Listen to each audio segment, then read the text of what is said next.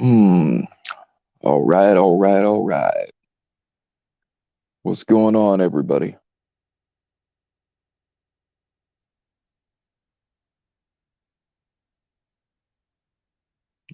Gotta turn my banner on. Hold on.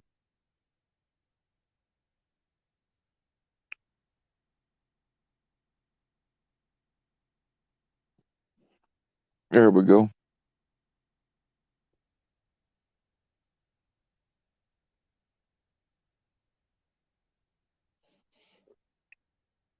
All right, I'm gonna try a little experiment here and show you a little something. Should only be 1 minute long, but I'm just gonna play it till we get people in here and give my guest a chance to come on. Guest, I know you're nervous. Just relax and act like we're talking on the phone. All right, it's gonna be fine.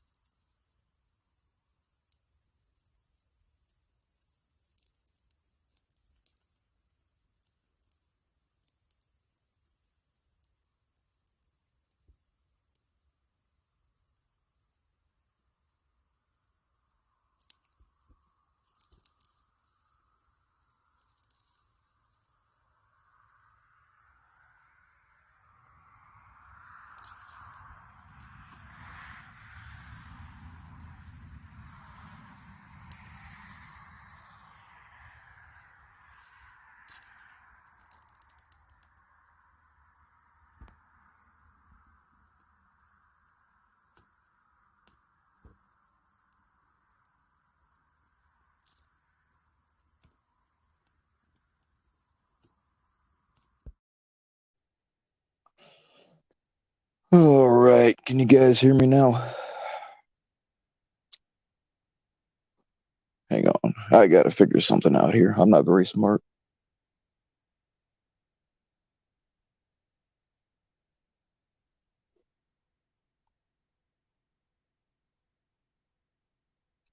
If I end up doing something to kick myself off, I'll be right back.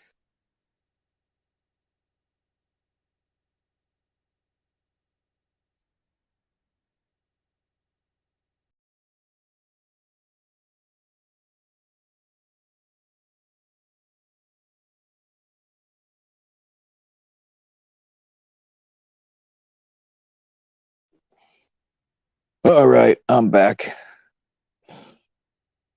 Okay, yeah, this is something new. If you're here for any kind of drama tonight, just do us all a favor and get the fuck out.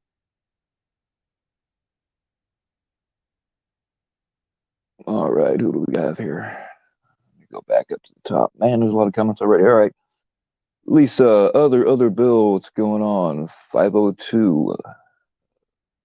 Justine, hey. Rob, what's going on? Cat Eyes, Steffi. Euphoria, how you doing? Who did I miss? Hey, Sabby. Squirrel.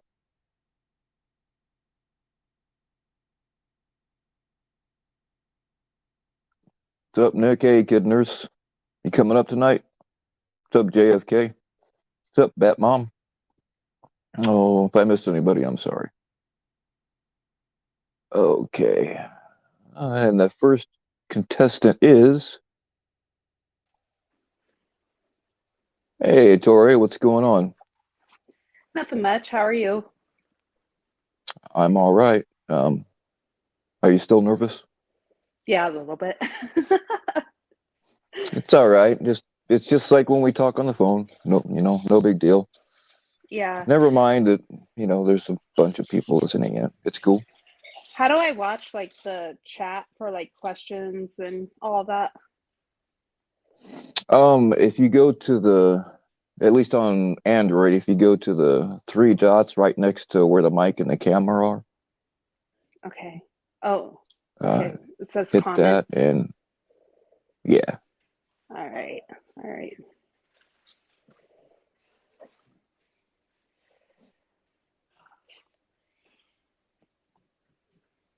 Hey, everybody. Okay, what's going on, Jersey? And if I missed anybody to say hello to, I'm sorry. I'm just not. I can't read, to be honest with you. Mail order brides, would you stop calling me Uncle Billy? It gives me the fucking creeps, man.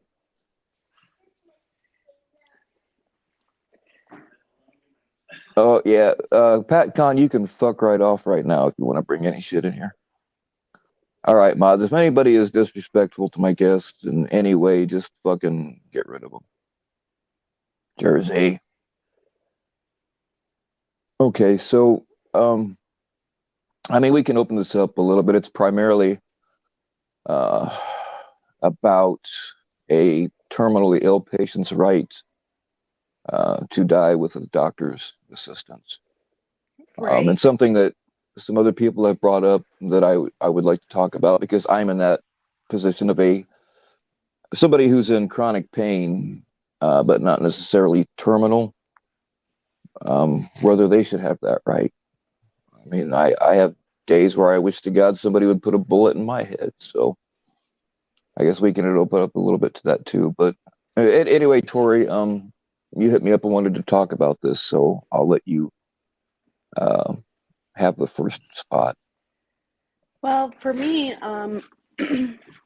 this, I just lost a parent um, recently to cancer, and there was a request for the assisted suicide, and it would have taken 30 days just to get the application like processed through.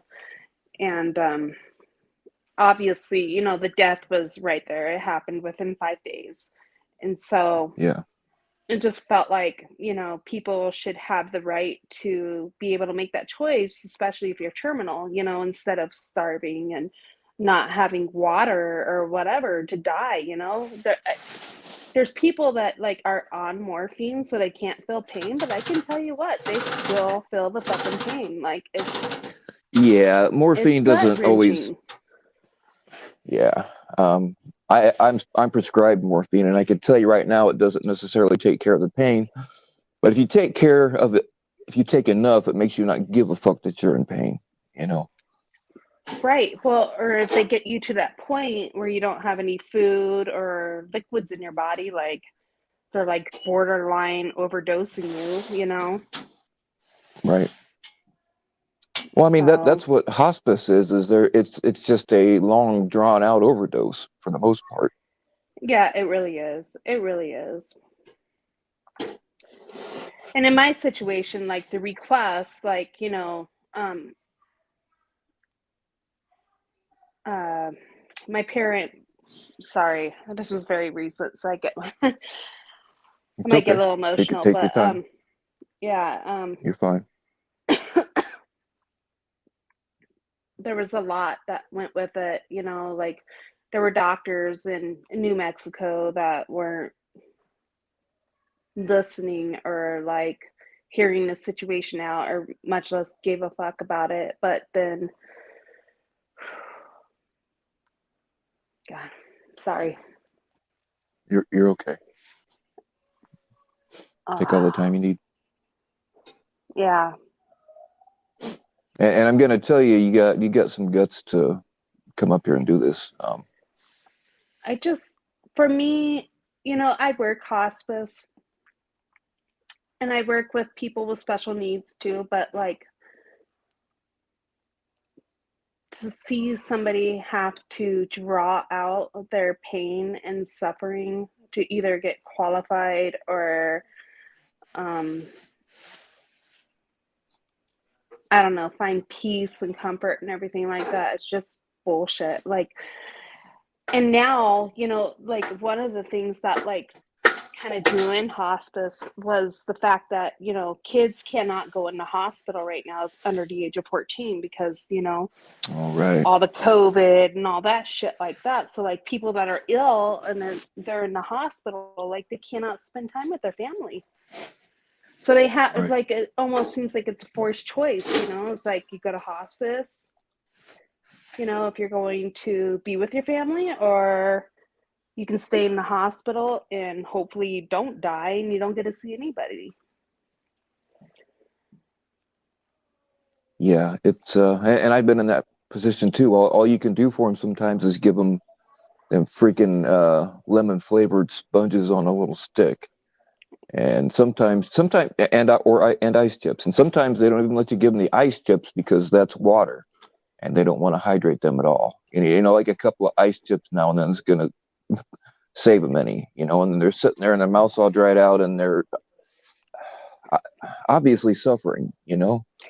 And it's hard because I know, when they're at the end of their times and their body's beginning to shut down, like things just don't work anymore. The organs are shutting down, they can't swallow anymore. So they worry about like um, water or fluid being in the back of the throat and they aspirate, and they can't breathe. So basically, they would drown to death just because they couldn't swallow the fluid. But it just, like you had mentioned, we don't put our animals through that. We would just simply put them down. Like we should be allowed that choice to not have to go through that either.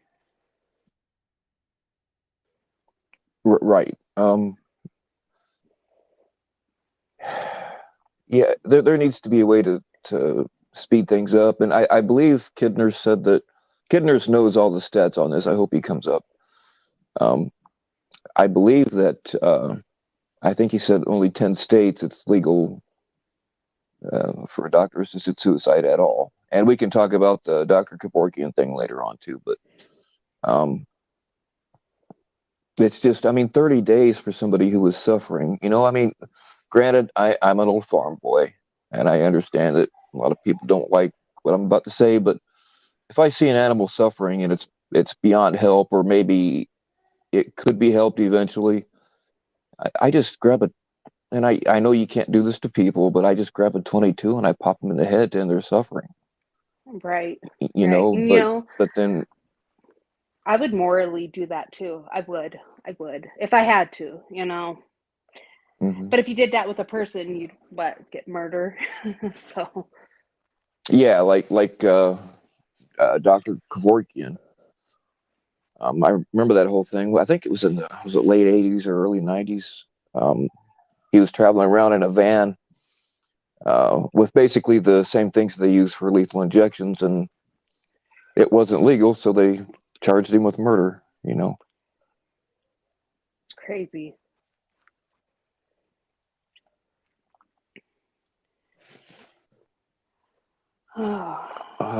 Trying to figure out how some. to like read the comments here. Oh, you still can't see Um, them? Here, let me go through and I'll find. Um, KJCB wants to know how long your loved one was sick. well, it kind of started out, oh my God. I want to say maybe 2 to 3 years ago. It was I can't even remember her name, but it was like a disorder with the platelets in the bone marrow. And from what I gathered, they like just grew so rapidly that they mutated and then they were dying off quickly. So then it turned into having to have blood transfusions quite often to feeling sick. And then at that point, over time, it grew into acute myeloid leukemia, which is AML. And R just couldn't get well enough to get a stem cell transplant or whatever. Sorry. Right. All these Ha, these diagnoses and the names and everything, they get so confusing. Doctor terms. right. I keep forgetting that not everybody knows the questions that you and I've already talked about. I do that. Yeah. How long were they in hospice? 5 days. Yeah, once they tell you now people do have it extended, but usually when they say from my personal experience, When they put somebody in hospice, they're dead sometimes within hours. Like my one grandma, they sent her to hospice and she died like 3 hours later. Um, Oh and wow. then usually you've got like days or weeks, once they. And that's the thing, and that's what I was talking about earlier. Like when you write out a living will, you have like an order for do not resuscitate, but or like have any kind of medication or whatever that keeps you alive. But what if your body just doesn't want to give and you're stuck in a bed all day and you can't make that decision anymore? And it could be drawn out to 3, 4, 5 years, like then what, Right. So I don't know. There's some people that just aren't capable to be able to pull the trigger if they really needed to. That Yeah, sounds I harsh. mean, It does. it does, but I mean that's just facts. And another thing too that we are all like if you have somebody suffering, none of us wants to lose that person. And No. I don't think most people would be able to make the decision. Say if you had power of attorney or whatever. I know that's called something else, but you know what I'm talking about. Like if I had to make that decision for my parent, I would probably I would probably be able to do that um, You think at a you certain could? point. But we are all, man. I say that now, but when I'm faced with it, and I will be faced, unless they go quick, I will be the one to make that decision. But we've talked about it, and they've both said, "Hey, when the time comes, pull the plug or whatever." Yeah. So that's. But really, we But are all a little bit. I don't know if even selfish is the right word, but like none of us wants to lose that person, even though you're going to lose them very soon, no matter what, right? So why make them suffer an extra 2 weeks? You know what I'm saying? Or however long it's going to take them to dehydrate and starve to death. and I don't it's know. hard to watch. And them being your loved one, like in our situation, all they wanted was to um, be with their significant other, see the kids one last time and see the grandbabies and be done. And that was it. And all that came and went, but, there was still a few days left to drag it on. And, but it just sucks because, the right, for assisted suicide was requested in this situation, but it would have taken 30 days for that to happen. So at Hmm. least. How does that work? Does that have to go like in front of a panel of doctors to be approved, I or have how, no why idea, does to it be take that honest long? with you. I am like learning about it now. Like, I believe in it. I have no clue how it works, though.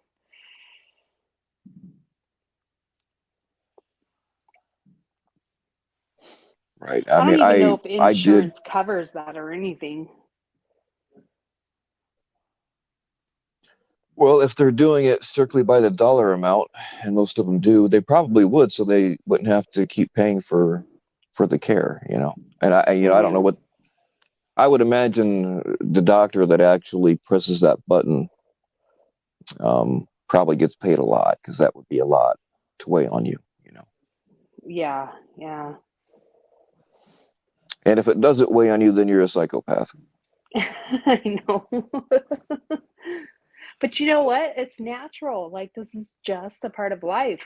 So,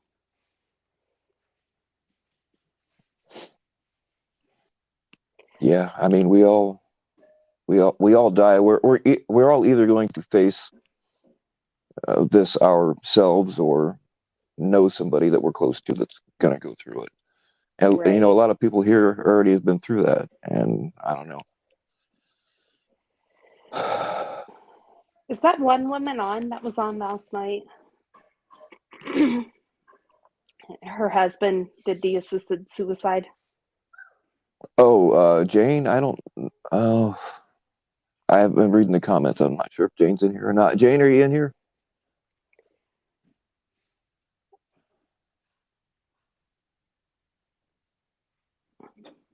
I would just kind of like to hear her experience and what it was like. And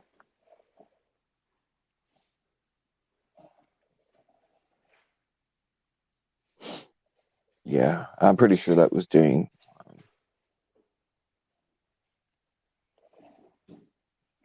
gee, what is that? Gehrig's disease? Jersey's Yeah, I was just sting? gonna. Yeah, I was just gonna highlight that comment. I have no idea what that is. I think that's Lou Gehrig's disease. If I remember right, it's a disease of the muscles. Kind of like, I don't know. I Muscle probably shouldn't comment dystrophy because or I don't know what something. the hell I'm.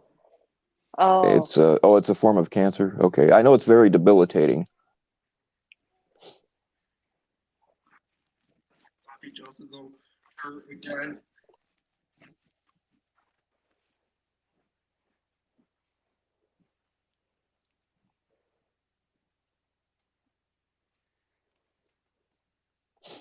I don't know, man. I hope. Um, Actually, you know what? Never mind what I was gonna say next. I probably shouldn't say it. just say it. You're already going to. No, there's something about me that I haven't told anybody yet. Let me just say that I hope that I hope that I have the guts to take care of it before my family has to decide. You know what I mean? Right. Hmm. There's always that case of feeling the burden. I don't want to do that to my kids either. I mean that's the thing. If you handle it yourself, then your kids are ever got to think, oh man, my dad, put a bullet in his head. But Oh, I'm at the same sorry. time, you're saving them a lot of, having to go to hospitals and like watching things happen slowly. it's just um, it's just a no-win situation. Yeah, yeah. I gotta check dinner for my kids and everybody, so I'll be right back. I All right. hope somebody else joins and kind of tells their story, so Oh, that'd be cool. yeah, a few people said they were going to, but a couple of them said they were nervous at the last second. But oh, okay, somebody wants to.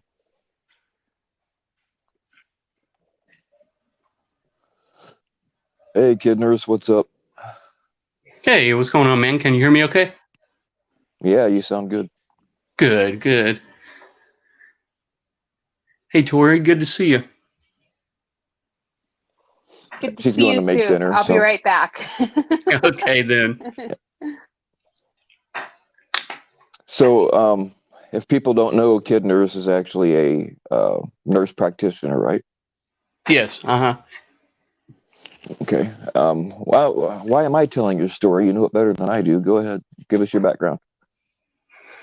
Well, it started in nursing later in life. I graduated nursing school when I was 30. I've been doing it 23 years now, so you do the math. And started with an associate degree, then a bachelor's degree, and then wanted to teach. That was my passion. So I eventually went on to nurse practitioner school then, which is a master's level prepared, or what we call uh, basically a mid-level provider. It's known as some people, but we basically, in most all states, we have same privileges as doctors, with the exception of doing surgeries and so forth. We can do minor surgical procedures, things like incision and drainage, putting in sutures and whatnot, and got the bulk of my nursing training. I started as a brand new grad in neonatal intensive care. And it was interesting because you see the most frail of the frail, these little 1 pound babies, 500 something grams, and they're fighting just to stay alive. So I've seen it at the other end of the spectrum. And then I've also lost my dad to leukemia in 2008, and my grandmother to, or excuse me, my grandfather to lung cancer. And he was, thanks, Cat Eyes. I'm reading your comments here, guys. My grandfather was a minister for 60 something years and got lung cancer. He had never smoked or drank a day in his life. They suspected it might have been due to some of the environmental exposures. And when he was in construction prior to getting in the ministry, that's back in the days where they use asbestos and all that. So bottom line is we never know. But so I've had some firsthand experience with some tough decisions, and also over the last 20 something years, watched a lot of parents in the NICU, a lot of families, extended families, make some really heart-wrenching decisions too. And so, I guess I just want to start by saying that I offer a great amount of just prayers and blessings to anybody who's suffering and struggling out there, and who has gone through this, who is currently going through it, or who will go through it in the future. Just know that we're all one family. And I think if you're a person of faith, and even if you're not, I think we should rightly hold on to something. And for me, I'm a Christian person.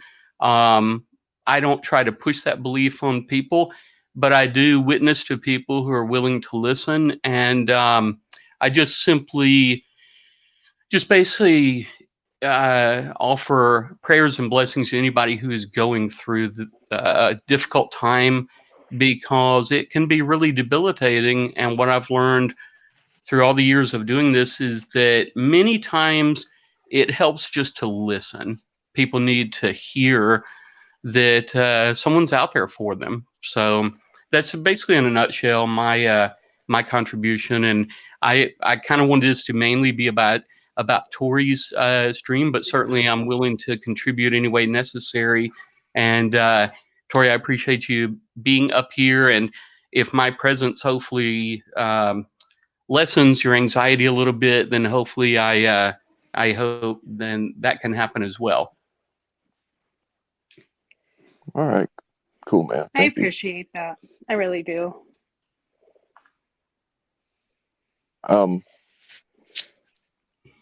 Let's see, man. I had a whole list of questions I was going to ask you that were in my head. Oh yeah. You said it was there were 10 states where doctor-assisted suicide was legal, right? Yeah, that's the one from all the research I could do. And then somewhere, I don't know if it's Montana or somewhere like that, they've got kind of legislation implemented, and it's sort of before a judge there, but it's expected to go in after final signature. So 10 to 11 states, and it's pretty easy to find by Google. Okay. Is it legal? You don't have to say where you live, but is it legal in the state you live in? It is not, no. Okay, so you don't have to deal with that. What are the let me ask. guidelines for it? Like, do they have to be like completely terminally ill, or like how does that work? That's a question. Really, I don't know. I did as much research as I could in my free time, and I don't really know the answers to that, especially being my state is not one of them. I've not been in those discussions, so I'm not sure how that works. But I will say that there is a huge debate in the medical community. The American Medical Association has gone back and forth on it, as has all these different medical associations globally as well. And it's not something that they easily have been able to find answers to. They really have troubles coming to a consensus, and because you get into not only legalities, but also the ethical ramifications of whether or not this is right or wrong. the same kind of conversations we had in NICU. You know, we were able, and I've been out of NICU as a provider now for almost 10 years, but when I was in there, we were saving kids that were right on the cusp of survival, the 25-week or right around that gestational period.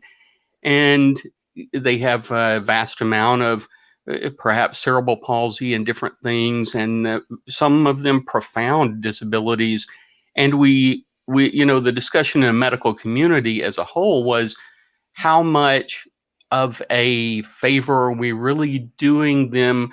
What kind of quality of life do they have by saving them? So um, it's a tough decision. I think these end of life discussions, particularly those that involve um, the right to die, I believe directly relate to a similar vein. It strikes a nerve in people because the Bible says that all life is precious, that we are created in God's image. And if you've ever watched these NICU babies, they'll just fight for their lives. You know, you can tell them it just every little bit they're fighting as hard as they can. And so a person at the end of their life, it's as Bill alluded to earlier, you want to somehow offer them a level of comfort and a level of solace that they can somehow reach a comfort level and not lie there and suffer.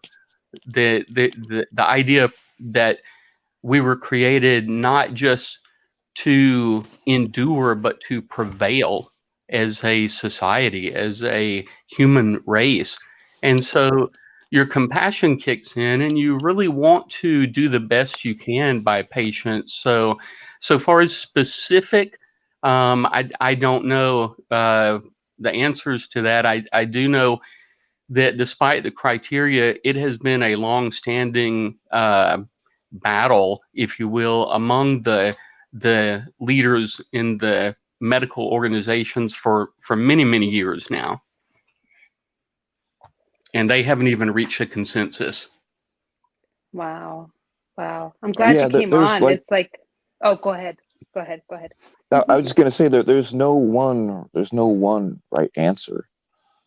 You know, No. like when, you know, when my one of my favorite uncles died, he was 50, oh gosh, 56, I think. But anyway, he was at the casino, and his wife, they were supposed to meet. They kind of split up. They were supposed to meet in a restaurant, and he just never showed up. She's looking all over for him. 2 hours later, they'd had him at the hospital already, and he'd had a stroke. He just dropped right there in the middle of the casino. No warning, nothing. He'd been acting okay. And so they called us all, and you know, I had to. What usually was an hour and a half drive, I made it in about I don't know, about an hour and 2 minutes. So anyway, he was laying there, and like he's just drooling and stuff, and kind of making gurgling noises, and you know, they said he's probably not going to make it through the night, and he ended up making it through the night. But his wife, you know, she didn't want to pull the plug, even though he was not. They told her he's not coming back. And even if he had come back, he wasn't going to be the same. And in the back, and I know it sounds cruel, but in the back of my mind, you know, I'm standing there, you know, within 3 feet of her. I'm thinking, just pull the goddamn plug already. You know, he would not want to be. You know, he was a strong guy. He would not want to have his family wipe his ass. You know what I mean? And maybe that's kind of hard for me to think that way, but that's where I stand on it. No, I agree with you on that. Yeah, and it's very sensible what you said, Bill. It's very, you know, it goes beyond the level of just wiping someone's ass and this kind of thing. Although that point is well taken, that speaks to a level of, I guess, pride that the patient has. The patient would not want their family perhaps to do that either. But think about just the profound ability. I'm trying to scroll back through the chat and see as many comments, and someone up further in the chat had mentioned ALS and different things, and it's the quality of life that they have. It's the suffering innate with that diagnosis that's very, very kind of tough thing to go through. I see Todd's comment now on the screen, the DNR, and those kind of conversations, albeit difficult as it may be, I believe they're critically important to have. One of the hardest conversations I had, my own mother is elderly. She has COPD and different things, and so she's had the discussion with me before that whenever the time comes, she doesn't want an extended amount of things done. Those are difficult to hear, but they're also very important that you have those because they offer a level of comfort at a time in which you're really not equipped very well under the stress of a dying relative. That's not the time to have those conversations. Have them ahead of time. Make your thoughts known to someone that has your best interest in heart, and make sure that those are carried out. I do have a living will. I don't know exactly how it's worded, but it does say in there that I don't want to be kept alive by any kind of life support. The thing is I don't know how strong those actually are, or I have what I call my doomsday envelope. It's just a huge envelope for my kids to have after I'm dead. It's got life insurance policies and like my old 401ks and RAs and all that kind of shit that I won't ever live long enough to cash them in, so they'll get it. But and my living will is in there, so actually they probably won't even find it till after I'm gone, so I probably should take care of that. But I don't know if the family can like override that and demand that you stay hooked up, or I don't know. I don't think they can. Like I told you, I do in-home hospice care. And my last client that actually passed away, she had a DNR in her will. She had dementia. Her body was just, rapidly declining, but she wanted to die at home without like morphine or anything like that. She took children's Tylenol. She ended up being in hospice for 3 years. And she was just confined to a bed, confined to her room, just like she had no quality of life at all. And it's like when you're making a living will, like it makes you question, even if you have a do not resuscitate like order in place, like if your body's not going to give out, like then what? Like you're causing this burden like on your children to take care of you all these years. The money, you could lose your home if you do go into like an elderly folks home or whatever. Like what do you do? Yeah, it's that's kind of where I'm getting at. I hope to God that I have the guts to pull the trigger before, so my kids don't have to mess with that. You know what I mean? I don't know. Yeah, it's a tough situation. A lot to think about.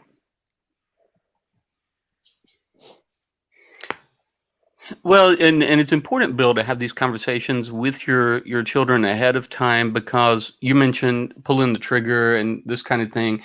Now, some people do. They absolutely write out their basically forever sleep letter. They don't like the S word on YouTube, so forever sleep, and then they do end up taking matters into their own hands. So what I would say in response to that is, what if, just playing devil's advocate, let's say your children would rather sit down and have these last moments with you whenever the time comes, years from now or whatever. So, I would say to you, don't deprive perhaps them of that of that opportunity, I guess. I'll tell you a story about, just real quickly, how my father came to pass. I was working on my RN to BSN degree, and I had exams coming up, and due to I was planning to go see him that weekend, and this was like on a Wednesday or something, and that's when I got the call that he had died. And I Mm. remember being in shock. And I remember my brother was the one that called me. And I remember asking my brother 3 times, maybe 4 times, just repeatedly. Like it didn't sink in. And my dad had been sick. It took him 18 months from the time he was diagnosed with leukemia to the time he died. And during that time, I watched him wither away and go through chemo. I went to most all of his chemo treatments with him, spent nights in hospitals with him. And I remember him saying things. I had one little niece at that time, and she was just a baby by then. And he said, well, I don't want her to see me. I look so old now. Yeah, she'll be scared. And I'm like, Dad, Mm. she's a baby. She's not going to be scared. She's a baby, for God's sake, you know. And Right. just hearing those things, having that type of conversation, my point being, I was not there when he took his last breaths. I was literally going to see him 2 or 3 days uh, after, and he didn't make it that long. And I thought about it long and hard, and I believe this is just my personal faith. I'm not saying I'm right or I'm wrong, but what I believe, what I choose to believe that helps me through it, is that I think God knew how difficult that would be for me to go through that. And I think he spared me by calling Dad home at the time he did. And I've been able to kind of reconcile those feelings that I had. And now this was again many years ago. And it helps quite a bit to just, I guess what I'm saying, I would not assume that your children or your family would want a certain thing or would not want a certain thing. I believe while you're healthy and you're of sound mind and young and all this, it's a good time to go ahead and just sit down with them or call them on the phone, whatever it takes to have these conversations where you can come to some consensus about what would be best for everyone involved. And then they, being your children and being that they love you, that you know they're of course going to uphold your wishes, whatever they may be. Yeah, it's just a hard, like I've thought about here lately, I mean, you know why, but I'm thinking more, and I have had these talks with my kids, kind of, but I never really end up saying what I really want to say because I don't want to upset them. Of course, yeah. It it's just tough, you know. I think probably everybody here knows that I'm probably not gonna have to worry about it anyway because you guys have seen some of the shit that I've done on live streams. My last words are gonna be, "Oh, hey guys, check this out." Thank you, Todd. Yeah, it's, I think even when you try to have that conversation, there's some that just don't want to accept the fact that it could possibly happen. Maybe, you know, like 100%, yeah. denial. Yeah. You're very knowledgeable, kid nurse. Like, I really appreciate you coming up Oh and yeah. talking to everybody about everything. Well, thank you, and Well, I that apologize. I've not been such a good job of watching the comments, but I try to. If there's any specific questions, I'll try my best to answer them. But thank you for the kind words.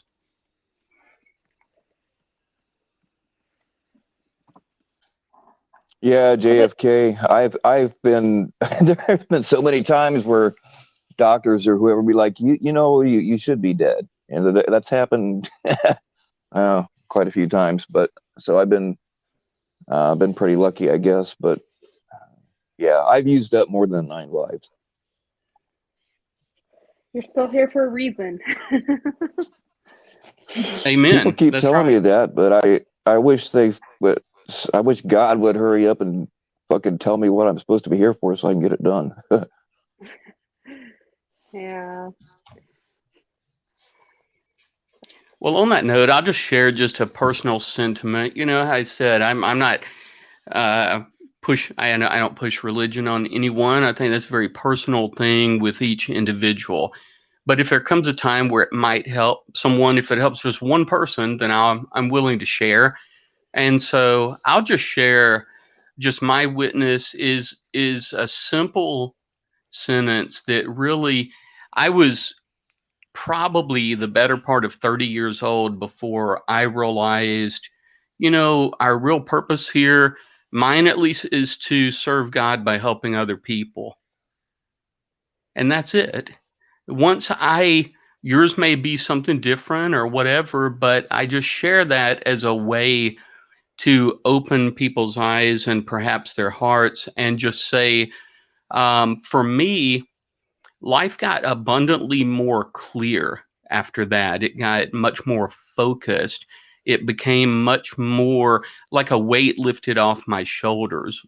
Once I once I accepted that, okay, I'm here to serve God by helping other people. Nothing else matters. And I can't help the whole world, but if I can do a little something each day to make my section of the world a little better place, and maybe I inspire one or two more people to do the same thing, then it spreads.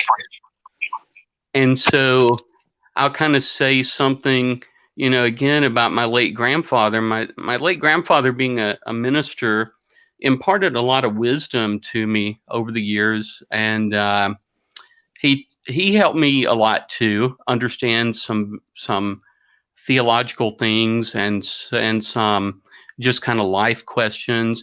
And he made the remark to me one time. Keep in mind, like I said, not a more perfect man existed in my mind. He was never smoked, never drank. Just the kind of, I put him up on a pedestal, to say the least. And he said to me one time something very interesting. He said, if you follow me around long enough, day in and day out, I'm going to eventually do something that will disappoint you.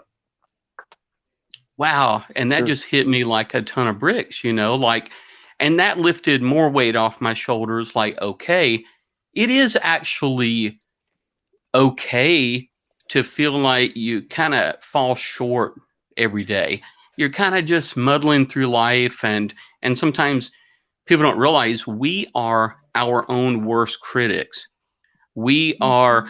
the lens through which we see ourselves is something that is so different than what the rest of the world sees, and actually we're not a bunch of degenerate people. We're actually decent. Speak for yourself. We're actually decent people who are simply, none of us has to be born, we're just here. And so we have to hold on to hope that there's something greater beyond after this life, that, the Bible says there'll be no more suffering, there'll be no more illness, there'll be no more of this. And it really, it just means that we need to lighten up on ourselves. Basically, we need to enjoy each day as it comes and give thanks for that, just because no matter what your life is right now, you can look around and maybe you know you have a car in the driveway, you have a thank you, lift for my babies. No, I've not thought of being a pastor. I mean, I feel like you honestly have to have a strong calling for that. And I don't know. Perhaps, but, you I know, agree with them. I'm willing to go wherever wherever I'm led, I'm open to anything, but I take it day by day. But thank you for the kind words. But you know, you look around, you have a car in your driveway, you have a family that loves you, you have a means to get income, might be a fixed income, but you have some money in your pocket. You have food in your cupboard, you have food in your refrigerator, you have electricity to keep you warm, or even, you know, yeah, Bill laughs about that he lives in the woods and all this. You know what? He's got a propane heater or butane heater, keeps him warm. You know, right now, if we look at our lives, there are people in this world that no matter how bad you have it, no matter how much depression, no matter how much pain, there are people that look up to you and they would love to have just a portion of what you have. And Mm. that's where we need to focus, I think, personally. And it's a process. This life is a process that, again, none of us were asked. We didn't ask to be here. We were thrust into this life, and then suddenly we've got parents and jobs and responsibilities and kids and bills, and here we are. So we just try to help each other, help one another. And the Bible says all have sinned and fallen short of the glory of God. So none of us are perfect. None of us expect to be. But you even look at Jesus on the cross. Again, speak for yourself. You know, you look at Jesus on the cross before he was crucified, he said, he prayed, let this cup pass from me. He didn't necessarily want to do that, and then he understood. And think about how much a loving God who gave his only son to abolish our sins so that we would not be yeah, Mary. Um, I'll Bill actually has my contact information. I don't mind. Um, and God gave his only son so that we would not suffer the penalties from our own sin. And so, I didn't mean to turn this into a, you know, whatever, miniature sermon or anything, but I just wanted to share. You know, the Bible also says that if you are ashamed of me, then I'll be ashamed of you on Judgment Day. And I'm paraphrasing. And so, but so that's why I feel like if I have an opportunity to share, hey, if it makes a difference in one person, then wonderful. Then I hope it helps somebody. So, No, right on. To kind of anybody um, who maybe isn't into the sermon kind of thing, which I'm totally fine with. I do believe in God. But basically, what he was saying earlier on is that you have to work every day just to not suck. That's what that means, right? yeah, it is a part of it, because if you can improve a little bit every day, then that's where the progress comes. This is not a sprint. This is a journey. It's a marathon that lasts for years and years. And I used to teach the NICU parents, you know, they would get very, very distraught because their babies would lose weight the first week or so of birth. And I would tell them, don't worry about that. You know, don't look at these weights every single day. We weigh them every day because hospital protocol, we have to. But don't look at it. You're going to get very discouraged if you look at this day by day. Look at it a week at a time, and week after week, you should see a gradual increase. Our life is the same way. Our life is a level. It's an exercise in self improvement, just a little bit each day, very, very slowly, incrementally. And some days, yeah, it's just gonna stink. You know, we've all had the bad days at work. We've all had the awful, you know, we'll have a flat tire or we have whatever. I mean, life is hard, and if you can link up with some like-minded people and keep your head in the right place, it sucks just a little bit less. Yeah, I was gonna say a baby can fart and lose weight. You know, it don't take much. Yeah, oh, for sure.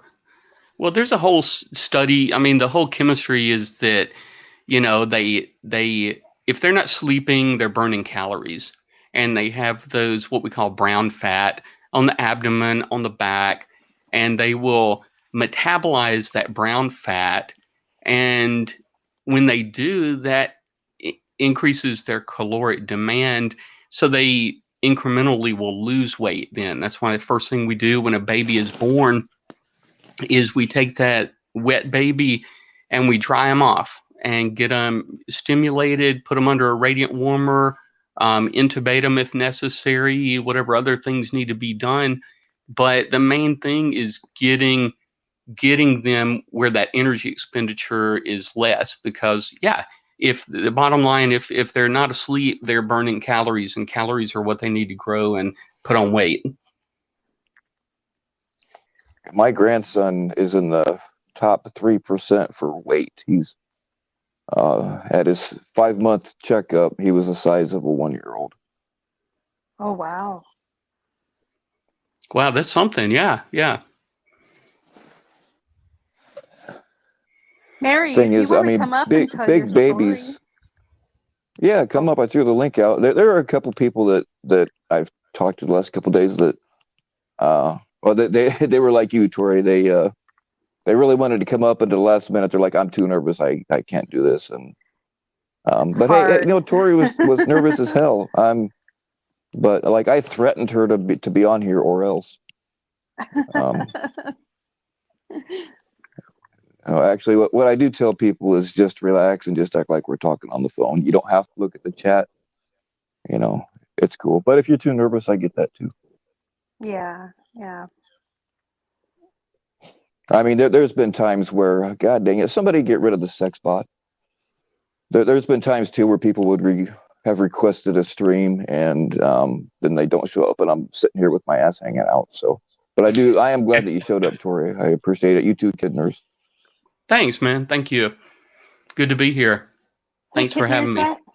I have a question for you. So, like, how was it for you? Like, how did you handle families that potentially, lost a child?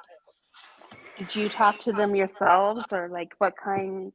I couldn't imagine losing a child. Oh, I Yeah, know. it's always a very tough subject, because no matter who we are, we have a mom and a dad, and they may or may not have been a major involvement in your life. They may have been terrible people or addicts, or they may have been whatever, but the bottom line is it took a mom and a dad to make a baby. Now that baby is here, and in certain instances, people have made comments over the years how difficult NICU must be to work in. And by and large, we don't have, with the advances in medicine, we really don't have that many bad outcomes, but you do lose babies, and it's very, very tough.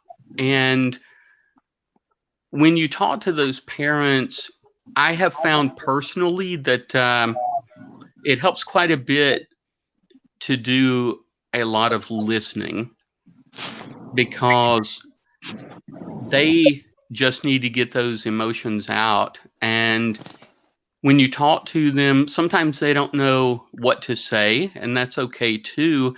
Oftentimes, it's just being there for them and knowing that there's that presence, that just that other human being who has love and compassion and who is just there for them.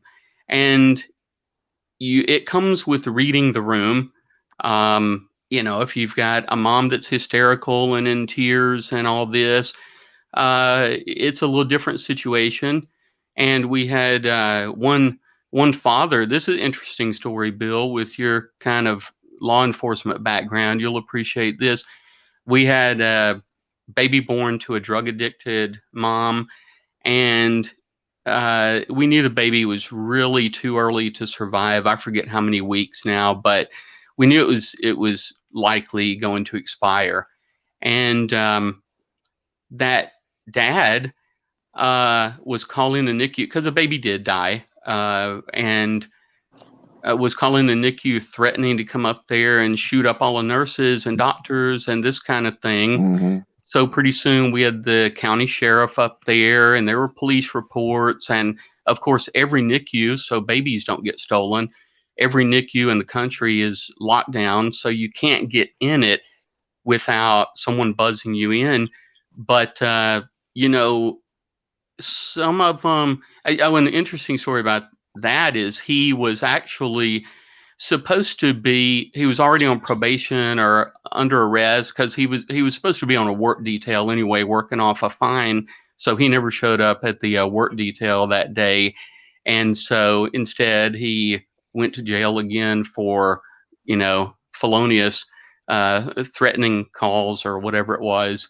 So there's going to be some that you're just not going to be able to reach. There's no talking to them, but by and large, that's the exception and not the rule. And you just try to uh, be there mentally, emotionally, and physically. I remember one of the first babies when I was still in training.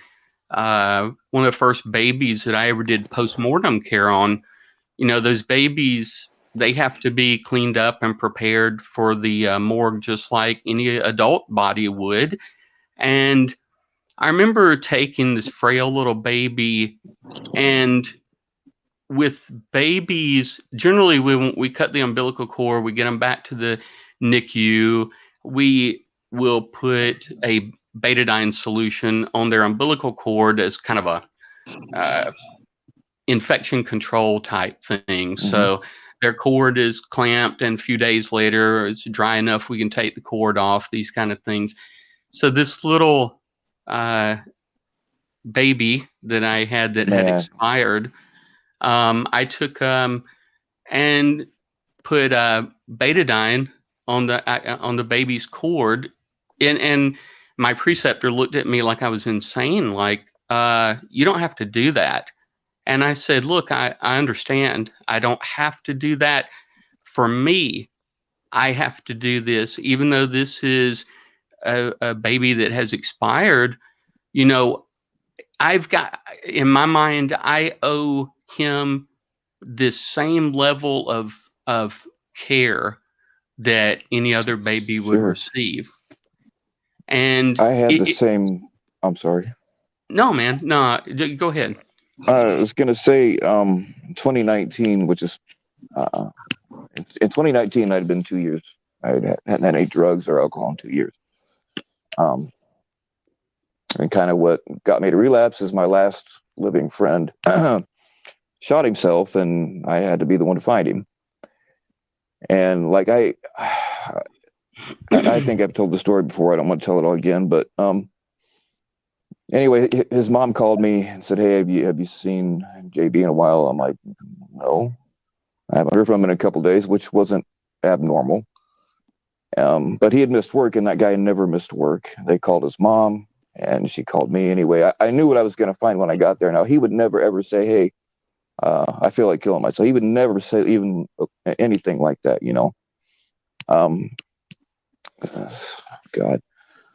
So anyway, I went in and I found him, and I didn't call 911 right away. Like for a couple of months, he'd been saying, "Hey, we need to fix that fence," because he had a pretty good piece of property and some animals. Before I even called 911, I went out and I fixed the fence. I fed all those animals, put some things away. And I mean, it was pretty obvious there was nothing that could be done. I'll spare the details on that, but yeah, I understand what you're saying. You just want to do something, you know what I mean? Even though they don't know it and it's not going to help, you just want to. Yeah, I get it. I know. Bill, feel morally correct, maybe a little bit. Absolutely. It's each of us at the end of the day, again, not to necessarily get too spiritual or anything, because I realize there are maybe people in the chat that aren't spiritual, but if it helps one person, then I say it anyway. And it's my Bible says that I'm going to have to face the Lord on Judgment Day, and I'm going to have to answer for every single thought and action and words that I've ever said. And it's just there's a certain level of compassion, and some of it comes by reflex. Okay. um for example, we see a hurt dog on the side of the road, or a homeless person that's obviously down on their luck or something. There's a certain level of we're compelled to help that person.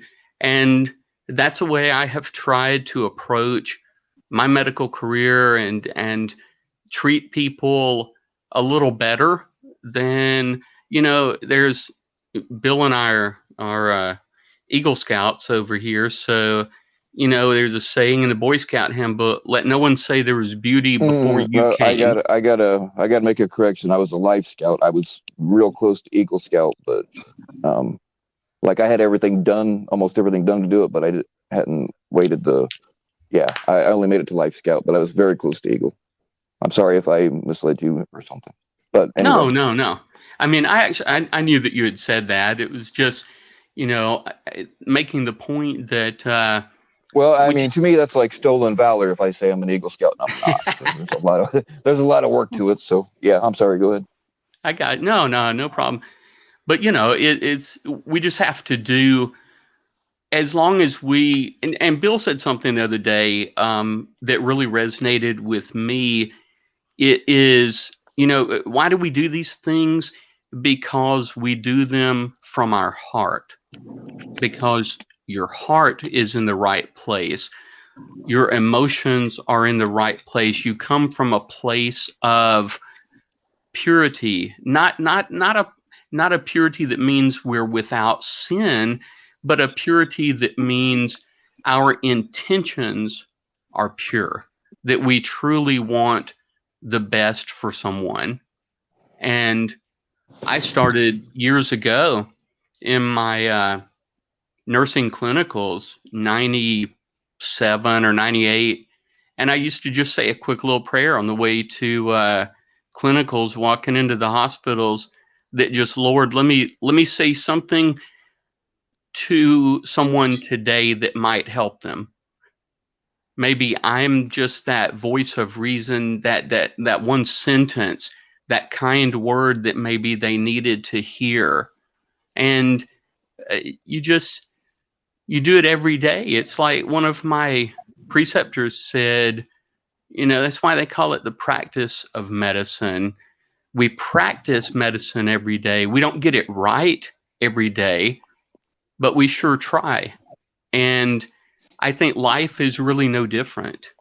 It's this process, this procedure of practicing life and attempting to try to do our very best for our fellow man.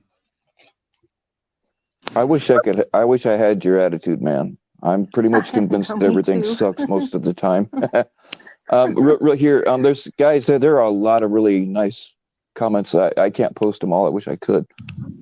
Hills, if you'd like to come up and tell your story about how they told you to terminate your pregnancy and you didn't, and your child lived, I would love to talk about that. Can I interject what else here, was Bill? there? Go ahead. Kid nurse, I don't, oh Lord, I don't believe in God. But damn it, you make me want to. Yeah. I have a brother, my oldest brother and his wife are, I don't want to say religious because they don't like the term religious. They're very spiritual, but they're not a shove it in your face kind of person, very similar to what you are. I think I'm going to call them and ask them if I can talk to them. And I'm going to start crying. You make me want to Wow. believe. So thank you. Gosh, you're very welcome, and thank you. Do you know how much courage it takes just to say that? Just to say those words right there. And that that's why I do this. That's why I have these conversations with whoever's willing to listen. I'm not going to go out here like Jehovah's Witness, not any knock against them. That's their belief, and so they're doing what they think is right. I'm not going to go out here door to door, handing out pamphlets to people and trying to in your face. But if I can help one person maybe just open their eyes, then that's that's it. That's that kind of mentality. That's what I'm saying. If we just do a little something in our world every day that might help another person. I've never met you. I've seen you in the chat, many, many times, and I hope that whatever conversation you have with your family, that perhaps that can be a source of healing. Maybe you choose to accept Christ as a part of it. Maybe you don't. Okay. But maybe something else equally as, well, I won't say equally as beneficial, maybe, but maybe something else very close to that level of positivity can come from it.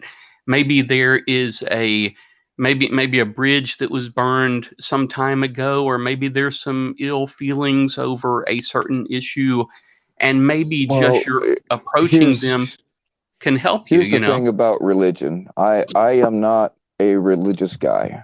Okay, I do believe in an higher power, but I don't believe in religion like, say, the way Kid Nurse does. But one thing that I do know is that people who believe, if you have something to believe in, that gives you a hell of a lot of strength. Yeah.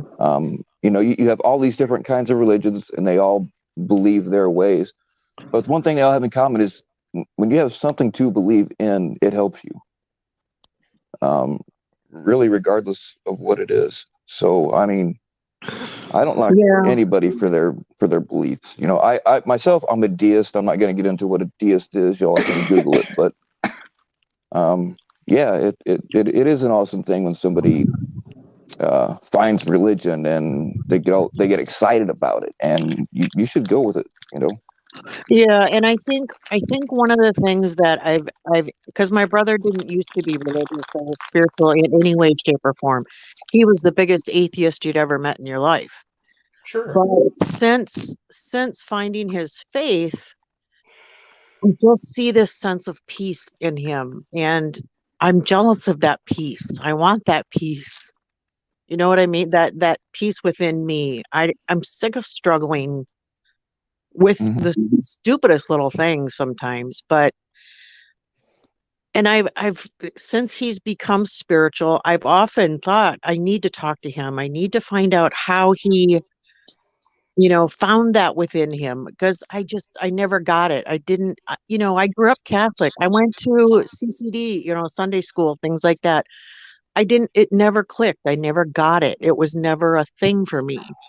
And I'll be honest, when my mom got sick, um, she died 3 months after I got married. And to me, that meant there was no God. He wouldn't have done that to me. He wouldn't have taken her away Right. from me like that. So that's kind of where my real I don't believe in God set in hard.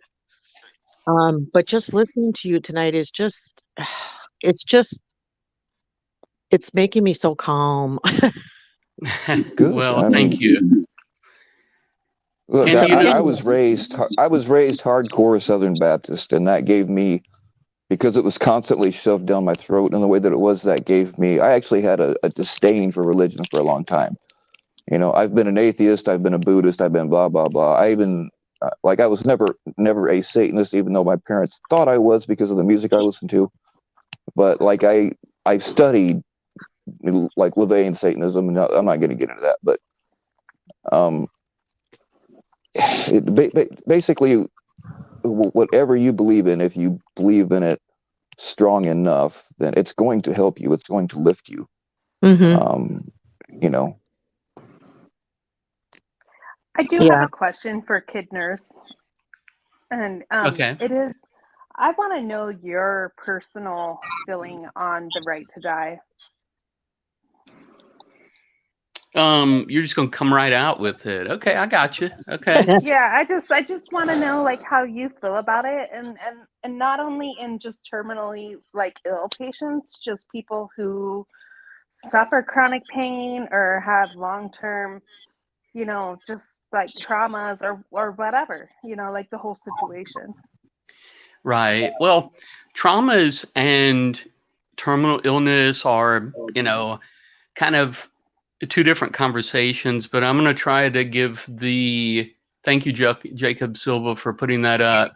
Crisis Lifeline, I think, has gone from, nationwide now, 988 instead of 911. So thank you. Mhm. First of all, we have a problem that let me see if I can hit the high points, or this is going to be a totally long. We have a healthcare system that is made for making money, and that sickens me. Mm-hmm. It was never, I believe with that completely 100%. it was never meant to be that way, and somehow over the years it has devolved into the big pharma is in bed with the and things that I say, I say as a person, as an individual. I don't say as a representation of my employer or my affiliation or anything. These are my personal views. Um, the people who run hospitals and clinics, generally, they're not medical people. Oh, sure, they'll have a medical director because they have to by law, but the people that make the decisions are the bean counters. Okay, thank you, mail order, good to see you too, man. um, the bean counters make all the decisions. So your chief financial officer, your chief operations officer, they all have business degrees. They're in the market of making money.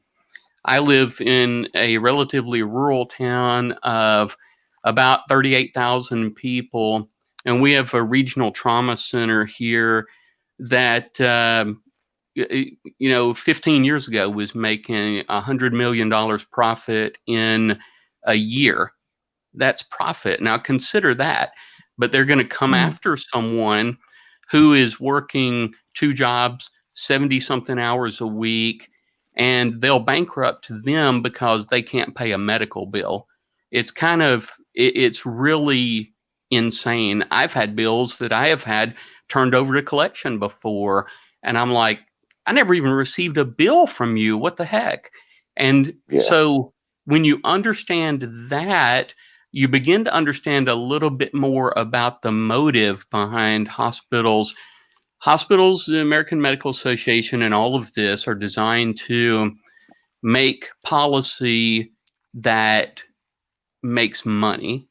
And so, if they can make money by keeping a patient alive on a ventilator, then they can bill insurance and everybody is in cahoots.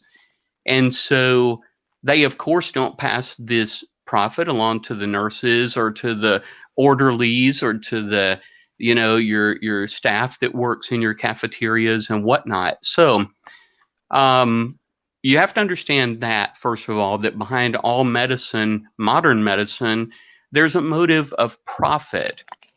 And you go down a very deep wormhole if you start looking at Anthony Fauci and some of the things he's done financially and all of this. So I'm not even going to go there. But if you understand that medical facilities are in the business of not saving people, sadly, they Well, are in the let business. me Yeah. let's kind of switch this back a little bit. Not that I want to hear what you have to say for sure, but I want to switch this back a little bit. How do you? I'll tell you. I'll just tell you how I feel about certain things, and then you can either agree or disagree, and then I'll let you have the floor. But personally, I mean, this was part of the thing I wanted to talk about anyway. Is somebody who has chronic pain, who is not terminally ill, or somebody who just has a depression that is so bad and so lingering, they've already run the gamut on all the fucking antidepressants, which I've done, Yeah, yeah. and nothing works. You're just completely fucking miserable. I know what you're going to say because of your, or I believe I know what you're going to say because of um, your religion, but or your spirituality, I should say. But personally, I think that if you're a chronic pain patient and your life just sucks, and you want to, I think that you should be able to have a doctor help you out with that. I mean, because an awful lot of people, you know what? I've swallowed a shitload of pills myself trying to end it. Didn't fucking work. And that could have left me fucking, I'm already brain dead, but it could have left me fucking unable to take care of myself. And I'd be, you know what I mean? People put guns to their heads, pull the trigger and live through it. And then they want, I just think that you should be able to have a doctor help you out with that, make sure you get it right. Because once you've made that decision to do it, it's just a matter of working up the nerve. You know what I mean? And a lot of people just can't, or they try it and they get it wrong, and they just wind up worse off than they were before. Yeah, and I think I'm not saying it should be a first. I'm not saying it should be if it's a situational depression, no. But if it's chronic and they can't get over it, yeah, I think you ought to be able to. I'm sorry, I gotta let somebody up. I didn't see you there. All right, go ahead. Hey, Bryden, welcome. Hey, Bill, kid nurse, Torré. How you guys Hello. doing? Just real quick. I've had personal experiences with this sort of thing. The first one was my grandmother, and she got cancer. She was 86 years old, and one day she wanted to live, the next day she wanted to die, and the next day she wanted to live, the next day she wanted to die. It was a constant battle between the pain and how she felt, So I know the whole subject. It's way up in the air. This is it's an extremely delicate subject for everybody to talk about. I know that. In my opinion, I think that doctors should just let the patients have that ability themselves if they want, not giving them the heads up, but inadvertently telling them, this is your choice. I think that may be a better way out of it, so that way, they're not on the hook for it. It may be a solution that a doctor may in the future be able to give a patient, without doing it themselves. Because my grandma wanted me to do that for her, and I didn't have the heart, and I can't see a doctor having a heart to do that either. And I agree with Kid Nurse. It's how big pharma has taken over all this lately. And if it was up to them, it's either how much money are we going to make by letting them die, or how much money are we going to make by letting them live. And that's their perspective nowadays. But personally, it's you should be able to leave that up to the patient. So, that way it alleviates everybody else's concerns, and it's up to them. Right. Regardless.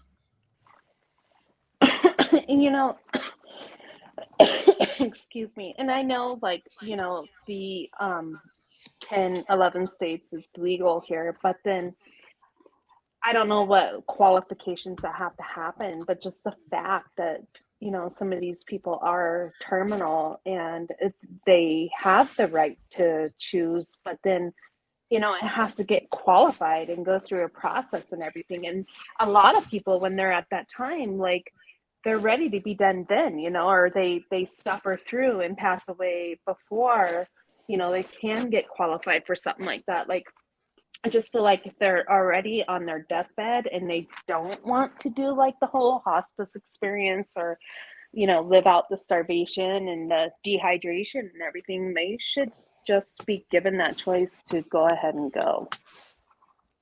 No, and that's probably 90% of the patients out there that are feeling like that, you know. Yeah.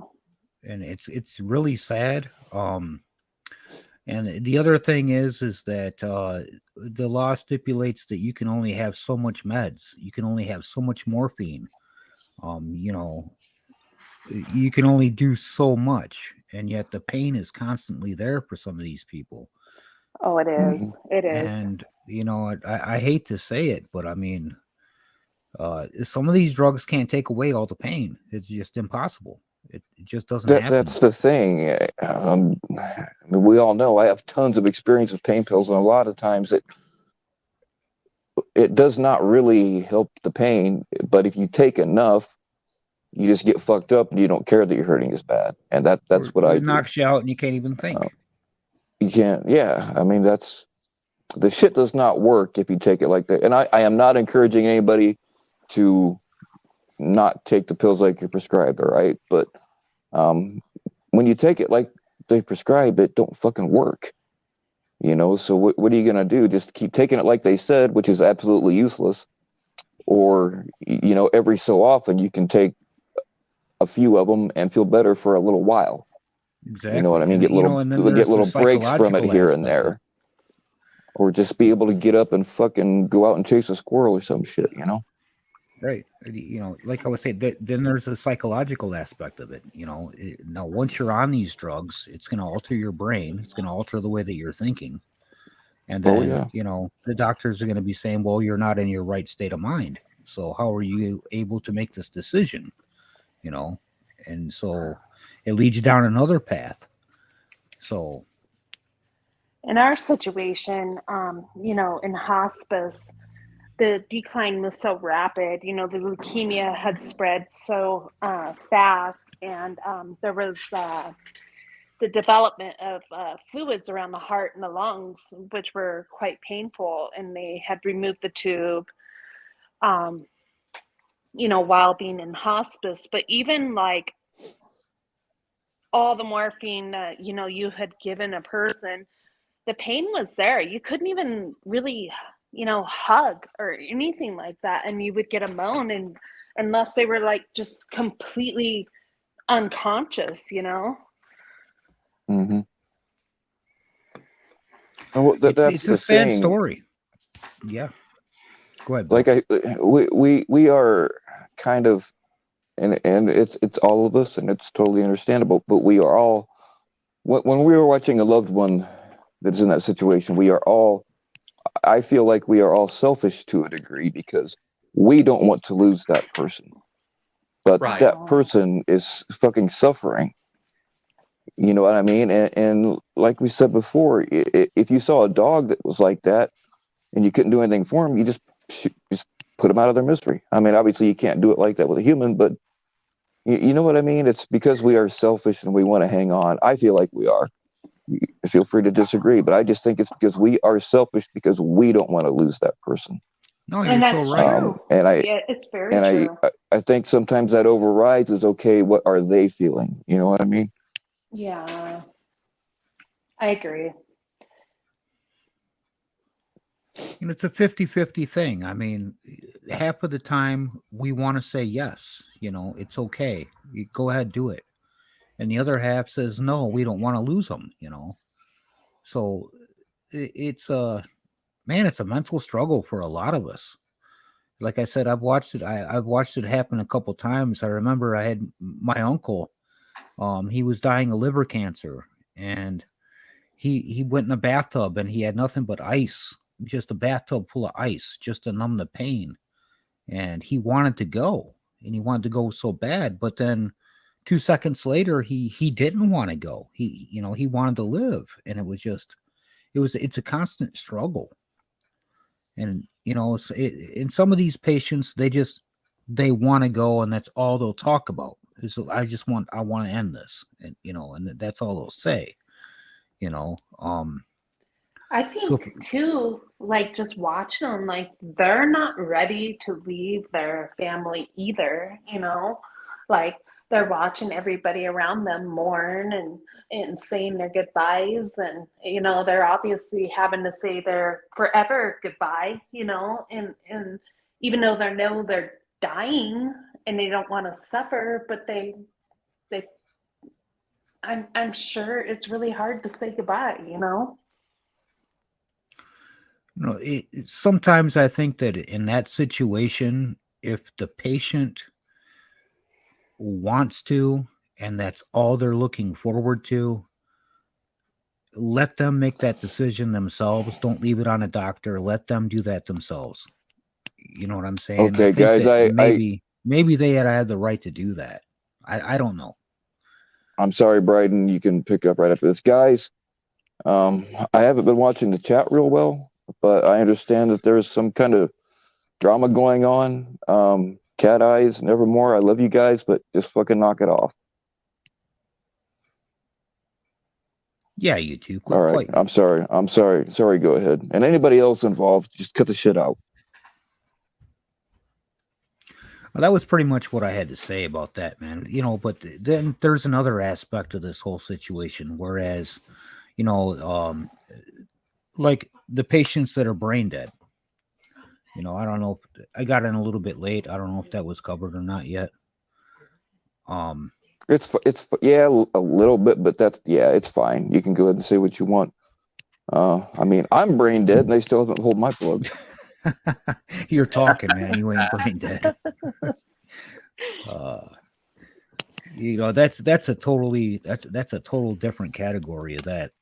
But and then that decision is left up, ironically, to the family. And I'm sure that, like Kid Nurse was saying, Big Pharma wants to, just keep them going forever because they're going to make money off of it.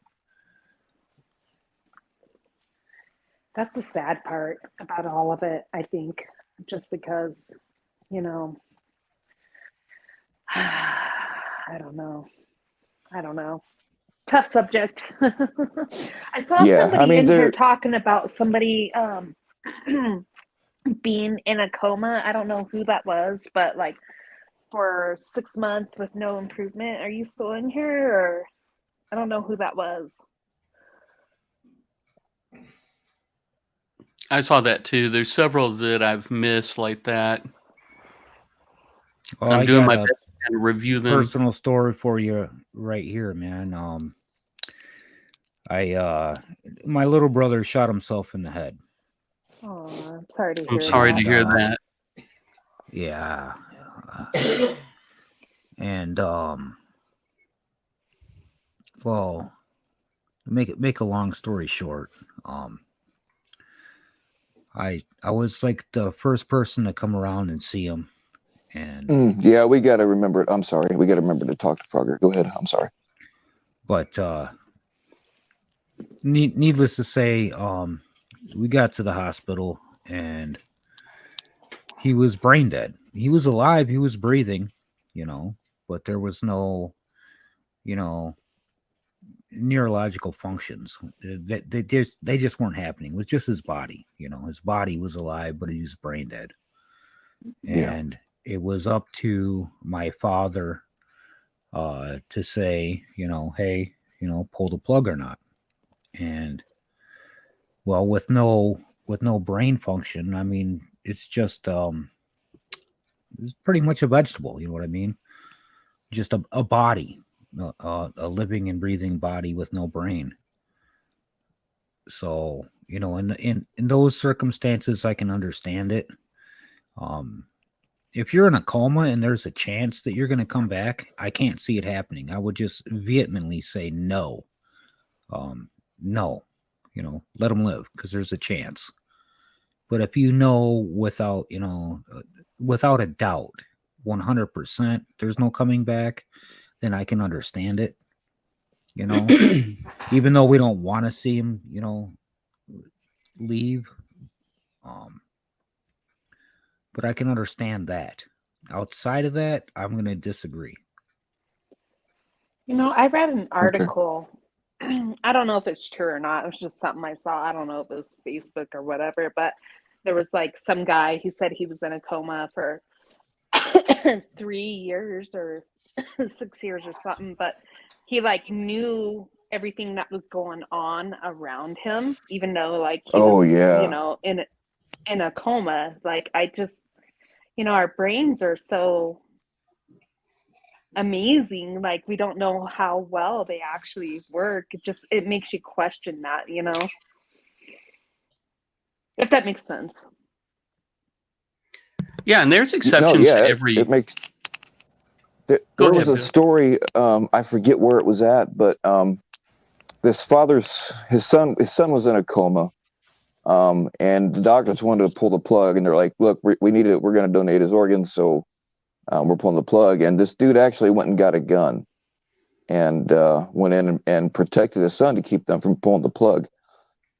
And of course, he went to prison, and I forget how the story all goes now, but he fended the doctors off, and of course the SWAT team too. He fended them off long enough that when they went back in to get his son to pull the plug, they were like, "Oh shit, we have signs of brain activity now."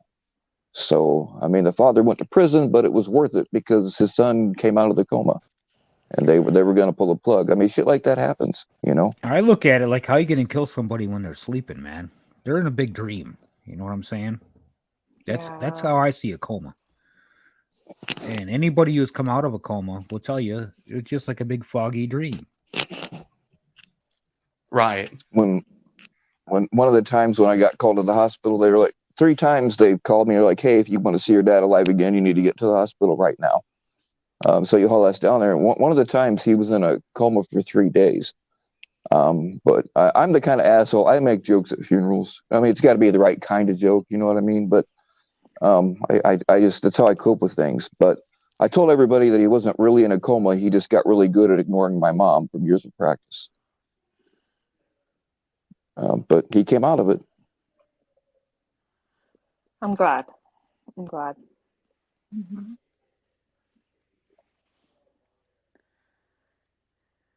Oh.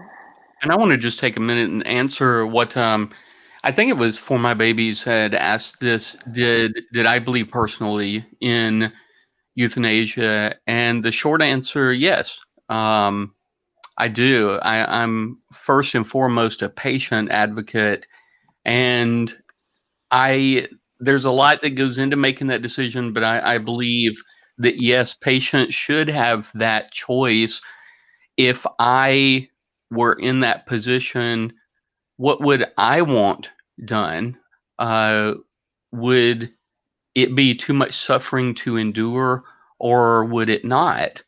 And it's really, I don't think necessarily, and this is just my opinion. Everybody has their own opinion. Again, I'm commenting as a human being who happens to be in the medical field. I'm not making comments that are representing my organization or my training per se, but we should be patient advocates, and we, as such, patients should have the ability to make those choices. Yeah, I agree. The thing is being able to plan ahead because you don't always know that you're going to have a stroke at 43. Right. Or, Right. it's, it's a hard thing for people to deal with when we talk about dying, we always say, "If I die." Well, there's no if. We are going to die, every single one of us. Of course. We just don't want to face our own mortality, so we just naturally say if. And like something that people are going to be surprised, but I actually sold life insurance for a couple of years. I know you can't imagine me as a life insurance salesman, but oh yeah, dude, I did mortgages, all kinds. I was actually a PFA. I did that on the side for a couple of years. So I did, a lot of financial things. But it was real hard to get, especially younger people, that can get the insurance really cheap, because they're young. They don't even want to talk about it. They're like, "Nope, I don't need life insurance. I'm not going to die." It's like, yes, you are going to. No, nobody thinks about that until they hit 50. I know, but like I had that conversation a lot, and they train you how to deal with it ahead of time, but they just don't. oh, I'm not gonna die. And like, yeah, you are. It's it might not happen, soon, but it's going to happen. Yeah, there's a Um, lot of people that are just like very, very scared of death. And like, even like with the clients that I work with, like there was one hospice nurse that uh, was monitoring the woman I was working with. And she told me, she's like, you need to normalize death. Like it does not need to be a negative thing because it's just like being born. It's natural. You make a entrance into the world and you're going to make an exit. And there's just so many people that fear that word. Well, it's just the yeah, thought it's of a not being scary thing. around I mean, anymore. Yeah. yeah, that's the thing. Is like I'm not afraid to die. I'm really not. Like I've come to terms with it a long time ago. And it's not okay. I made that sound a little harsh. I just don't give a fuck. Is what it is. It's not like I'm trying to encourage it. Um, but I'm really not. But like here, just recently when I had that accident, I can't say I was really scared, but I was startled for a second. I always say, yeah, I don't give a fuck if I die, and I really don't. But in that moment, like when I really, really thought it was going to happen, I was like, oh fuck, it's over. You know. So even as much as I don't want to admit that I must have some kind of fear of death, it's there still. It's just a natural. I mean, we by design we are designed to survive. It's in our nature. We are designed to procreate. We are designed to keep our species going, and self-preservation is a natural built-in thing. We're If we actually didn't have designed to that, live forever, man. you Scientists think can't so? explain why our cells die to this day. They still can't explain it.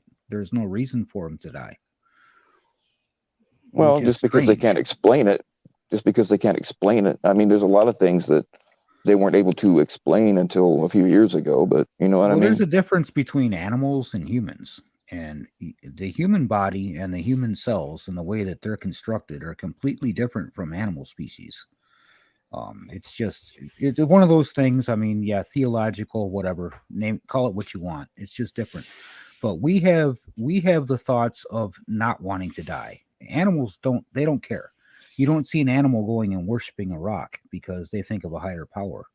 But yet, in the human species, there isn't a human on the earth that doesn't think theologically in one way or another. And so that when it comes to an afterlife, in every culture throughout humans' existence, there's always been the thought of Hmm. of life and death, whereas animals Right. don't think about that. So that's what separates us, in one way. Well, we were talking But about this earlier about how people need something to believe in.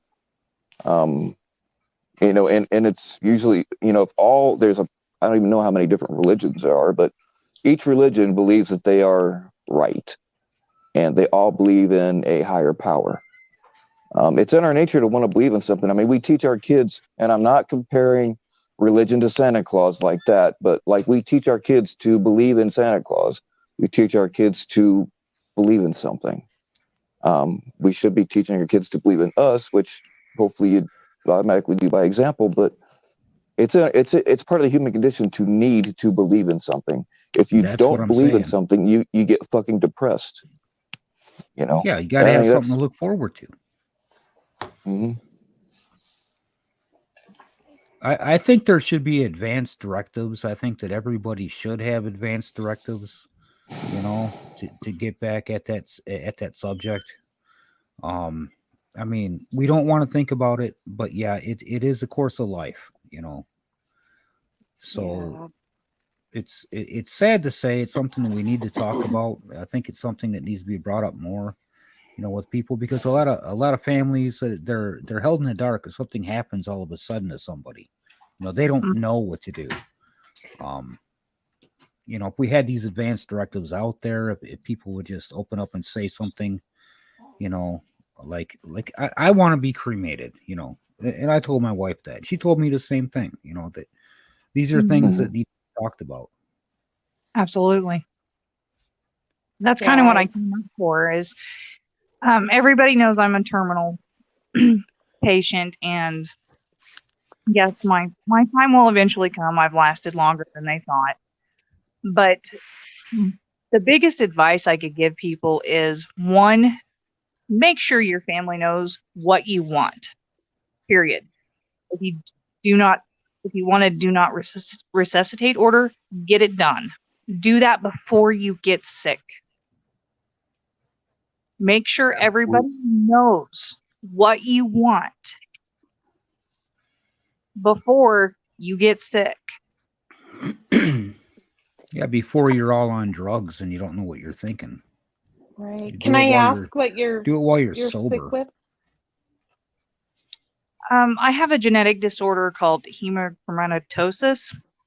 It's iron overload, and usually it doesn't affect younger women. It usually doesn't show up until later life after menopause, but I had menopause in my early 20s. Excuse me. So my liver absorbs more iron from the food that I eat than a normal person. And Oh, wow. I started suffering with like joint pain and insomnia and brain fog within about 5 years after my hysterectomy. And I'd go to the doctor and I'd be like, something's wrong. I don't feel right. And they're like, oh, it's just depression, blah, blah, blah. Here's a pill. Well, I wasn't depressed. That wasn't the problem. But like they would run my blood work and everything would come back normal, but nobody ever checked my iron. I And by told the you to time, stop eating nails. yeah, I wish it was that simple. If by the time it was found, it had progressed so much that my liver is huge, my heart's enlarged, all of my organs are filled with iron, my spine, my joints, my brain, my eyes, everything. Wow. And I'm sorry to I'm a hear terminal. that. Thank you. So I'm a terminal patient. I know my time's coming. They gave me 2 years, and I've beat that. In February, it'll be 3 years past when they gave me 2 years, so 5 years. And when I did my do not resuscitate order, oh my, that hospital I was in had a conniption fit.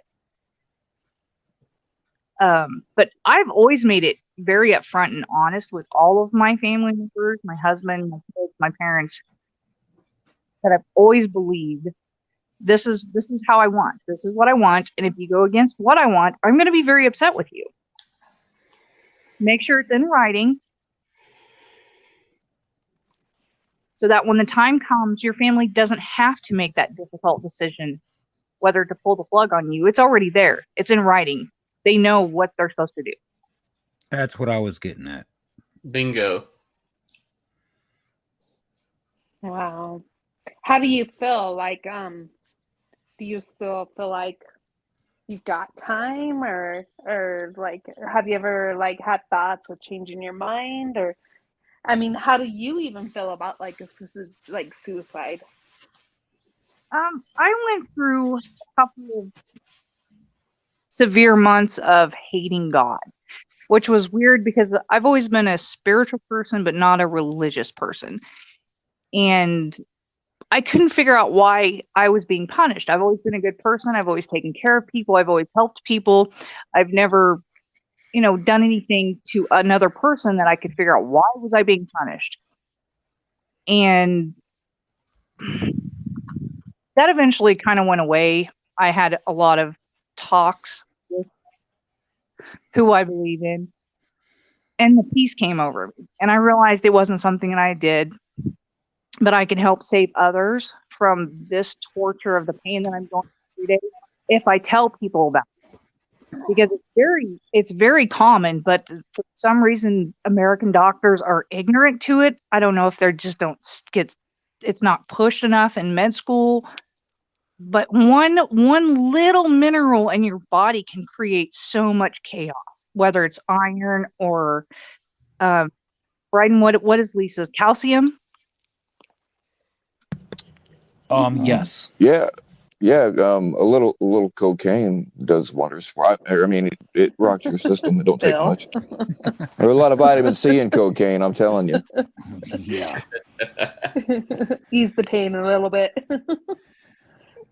Yeah. You know, that's one thing that a lot of people do. They'll blame God. You know, why am I suffering? Why this? Why that? You know, and what they fail to realize is that it's not God. That's, you know, we're all born in sin. You know, and we can thank our very first father. If you're religious, okay, we can look at it like that. If you're not, well, then God doesn't exist and whatever. But it's not God who's putting this on us. You know, it's his arch enemy from the way that I see it. You know, so with that being said, Well, it's it just goes it's not along on with him. needing something. Oh, I'm sorry. No, go ahead. I'm done. It goes along with needing something to believe in. We also need something to blame, whether it's ourselves or God or whatever. It's part of the human condition. We have to have something to blame. We have to have something to believe in. Because I mean, we always have to be able to try to explain why things happen, what good things or bad things. We are curious creatures. We have to have Exactly. something to blame. We have to have something to, you know what I mean? It's just That's part of like being what I human. was saying earlier, man. You don't see monkeys bowing down the rocks, right? Yeah. It just True. doesn't No. happen. True. I mean, there's different levels of. Oh man, I don't want to get off on a consciousness rant because I've been in a rabbit hole with that stuff for about 10 years. Yeah, but So what's our consensus here? The majority of people think that it's okay, assisted suicide, or is it still up in the air and we're just talking about it? we're just kind of, debate. yeah, and my curiosity is like, I feel like it's okay, you know, in certain circumstances, but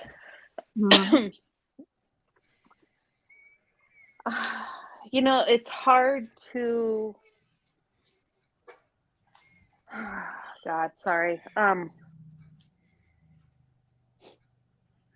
I understand. I mean, the morality in myself, my morals would absolutely tell me no, it's not okay.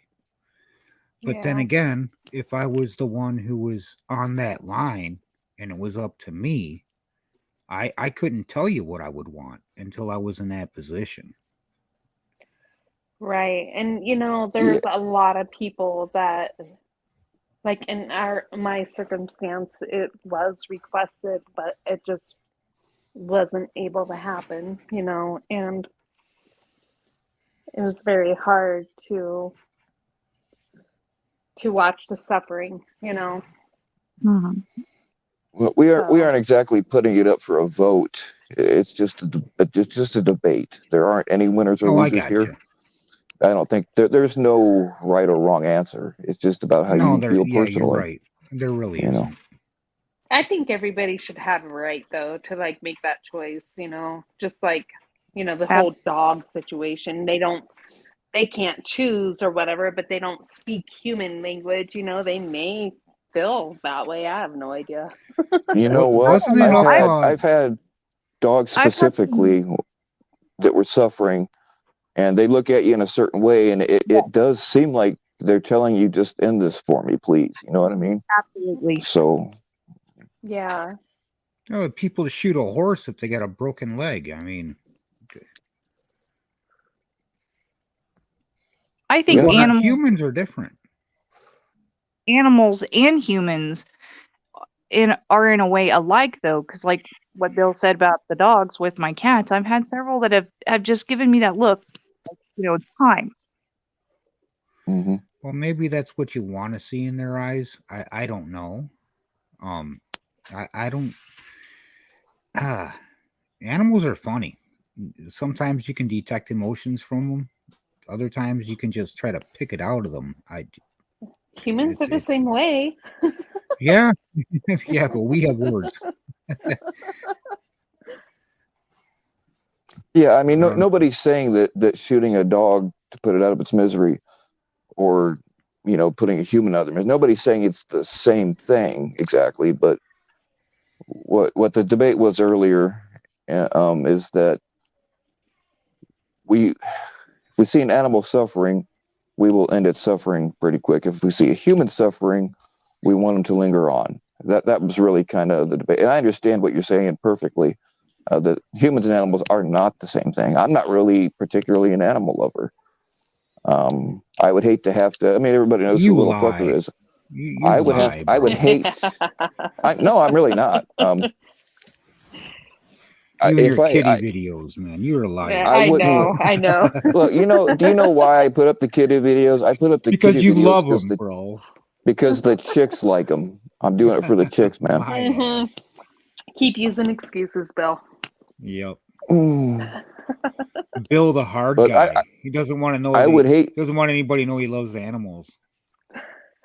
I would hate to have to shoot little fucker, but I would do it. If something happened. Yeah. I had to put one of the mama kitties down here a couple months ago. I didn't particularly want to, but we're not going to spend money at Why, a Bill? vet to Because try you to get them cared. fixed. No, it's because you cared. Well, Yeah. that I just wanted to kill something. Could have been a while, but no, not really. It just had to be done, and so I did it. I'm a little farm boy, Yeah, sometimes you got to do what you got to do, man. But I mean, when it comes to humans, it's a touchy subject. It's a lot different. Yeah, it really is. See, I myself wouldn't want to be the one to put the needle in and pull the plunger. I just, that's not me.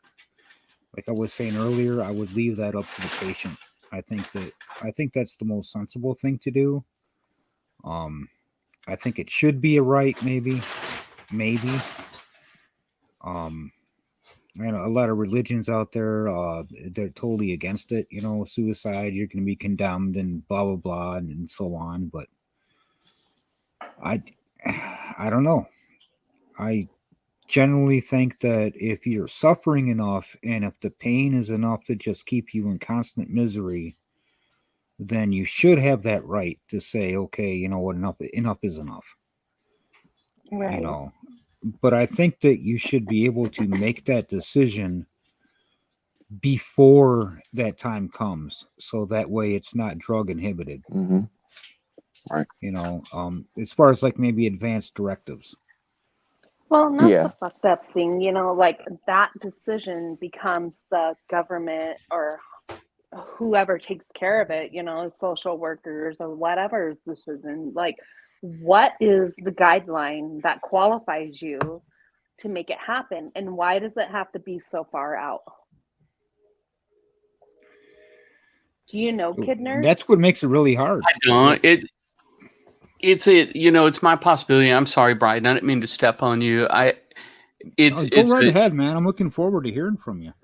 It's a distinct possibility that it's like everything else government. It's bureaucracy, and also, of course, this is it's an issue that's full of emotion on both sides, for and against it, and I think strong arguments could be made for and against. And I think, to go back to what Bill said in an earlier conversation that just he and I had, that I think you do things out of your heart.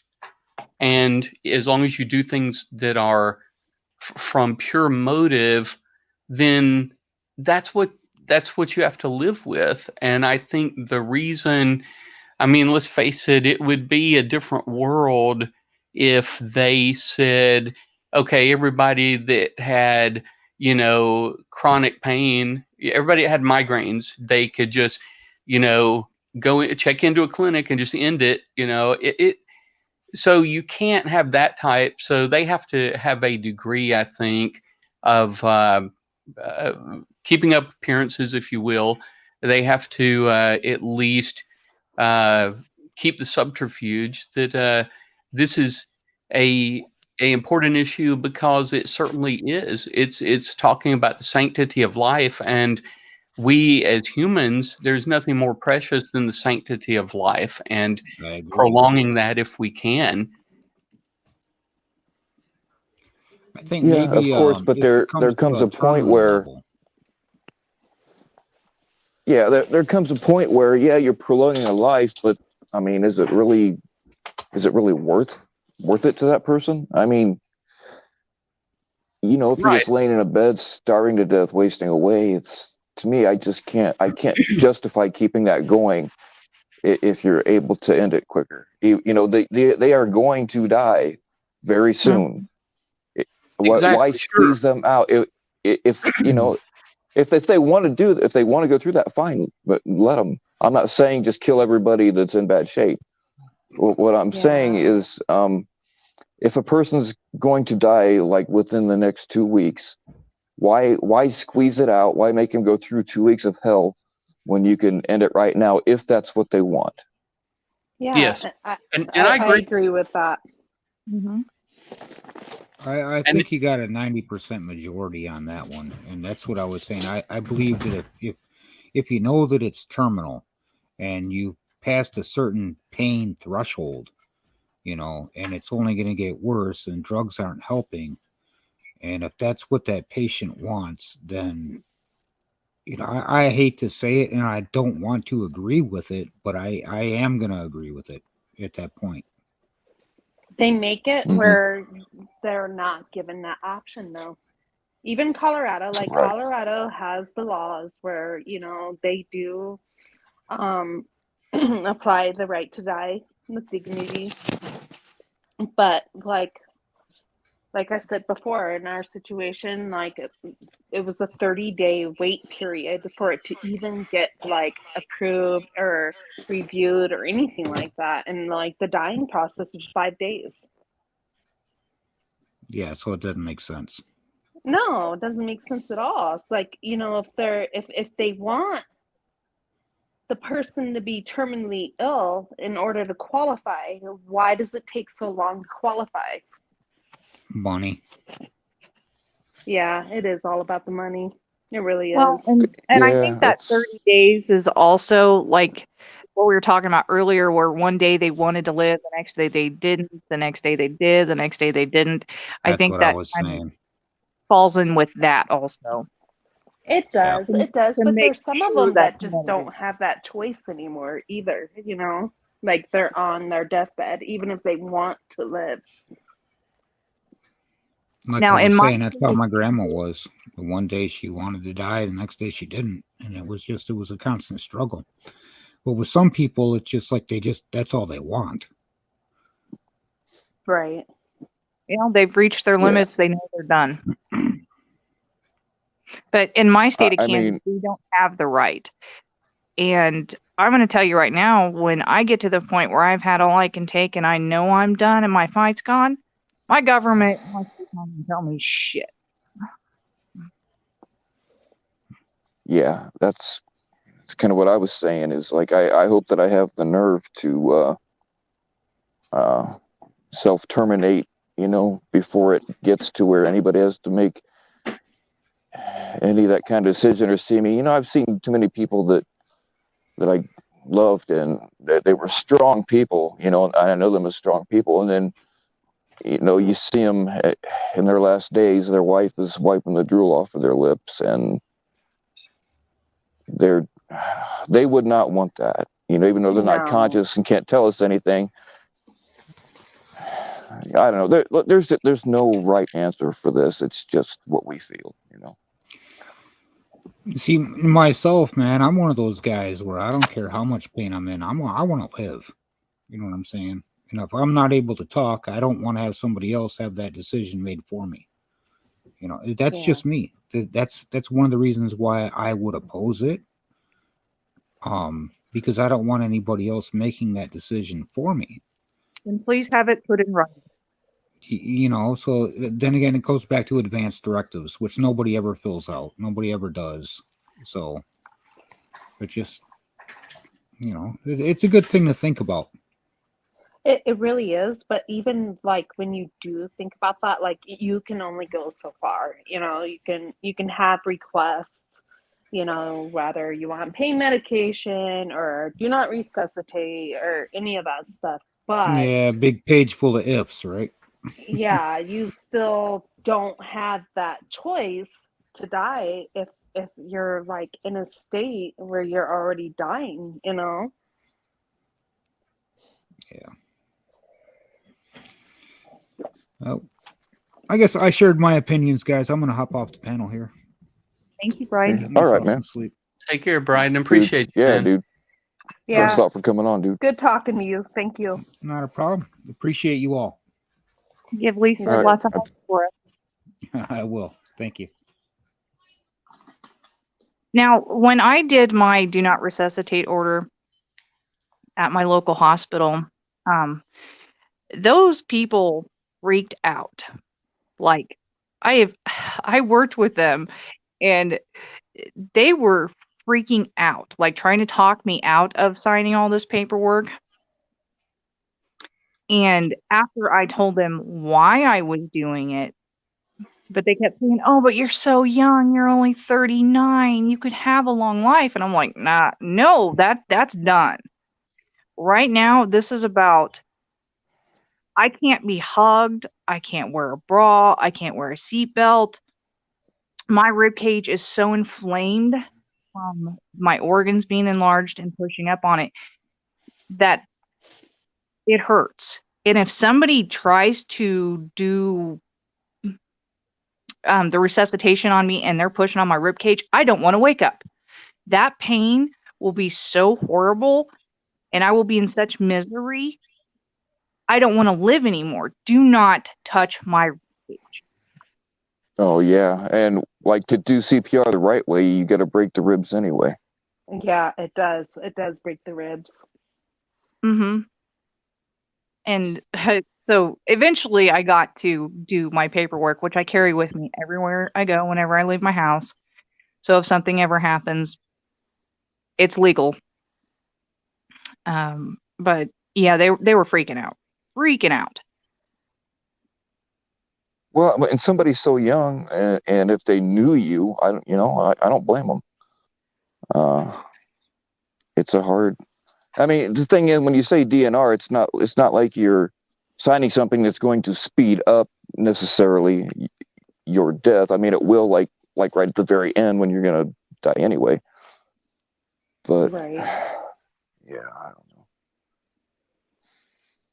know. What's going on, Donovan? You're muted, buddy. There we go. Sorry about that. It's all right. So, yeah, I've just been, listening to your chat for, the last hour or so.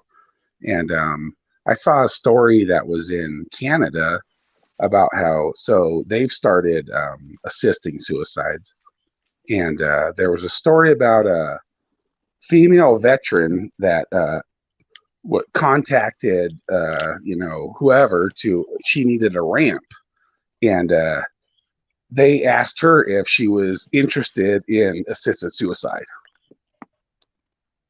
So all I was trying to bring up is it's a slippery slope when, Because she needed a ramp?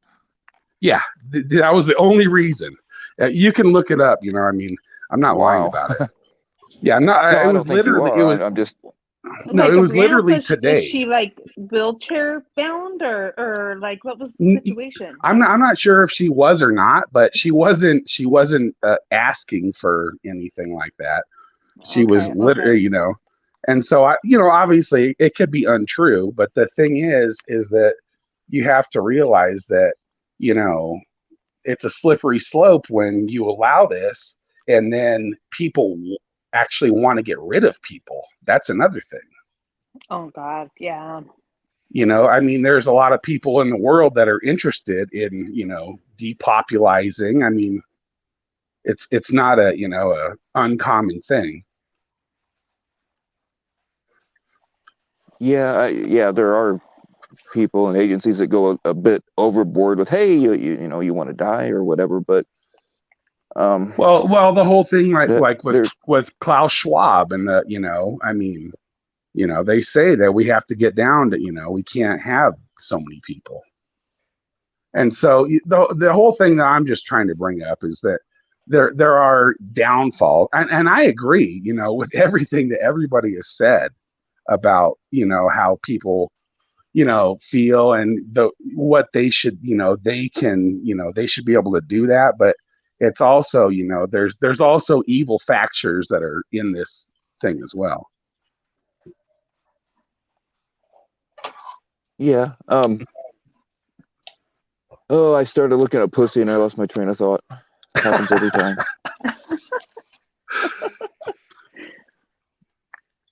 They are cute. I will give you that. Yeah. If anybody wants one, they are free to a good home or a good pot. I mean, I would take the little black one, but I don't know how you would get it to me. Just send me a self-addressed stamped envelope and I'd be happy to stuff him in and send him to you. Just pay for £1. Right? Yep, that's a little fucker. Yeah, and so Man, obviously, snoring. so I just saw that the deputy minister, from Canada said that there's no indication that, that they offered her that. But I mean, like I said, she could just be, talking out of her ass. But I mean, it like there's a lot of, downfalls that, like I said, what if somebody calls you and says, your medical provider, and says, are you interested in assisted suicide? Yeah. That's not something that we want, obviously. Well, man, I'd be like, hell, where do I sign up? Did you guys I see tried that to check. shit? Oh, go ahead. No, I was just making a joke. I was gonna say I tried to check myself into hospice just for the drugs, but they turned me away. Well, I take care of my best friend has MS, and he's been in and out of the hospital his whole life, and he always asks me, do you have any Dilaudid? Like I have it in my pocket. Oh, once I'm I like, found out yeah, kid nurse could write. I brought it all with me. Yeah.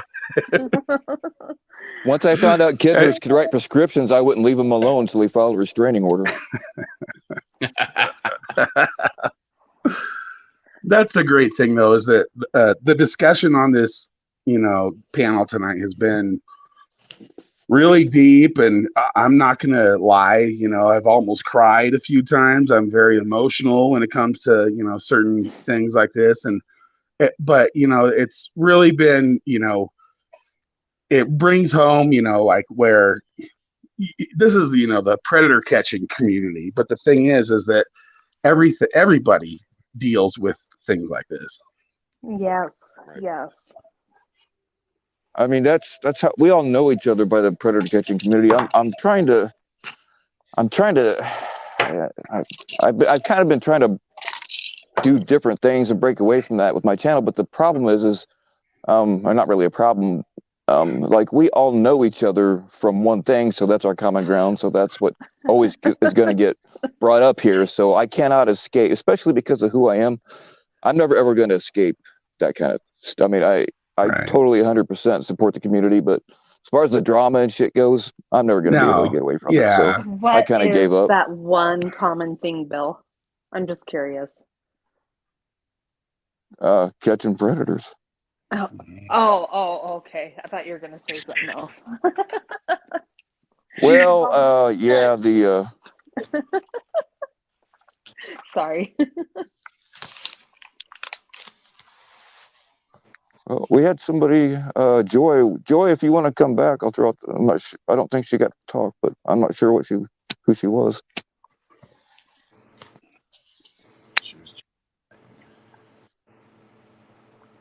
Did you guys see that thing in the news, like in China? They're like really, really strict COVID restrictions. Like they were actually, yeah.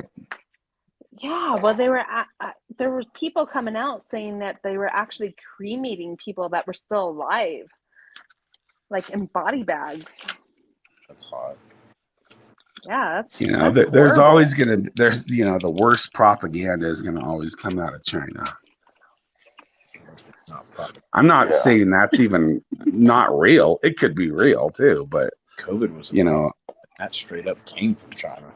But the thing about the COVID, they've had COVID restrictions there, and they've actually been fighting them, which is they never did the last time, which is interesting. Yeah. Are you talking about China? Yeah, in China, yeah, they've had the Oh, man, lockdowns, and people have been, they can't fight back in China, man. They just they get massacred, you know? Yeah, I mean, Torré was a huge thing on that. mhm.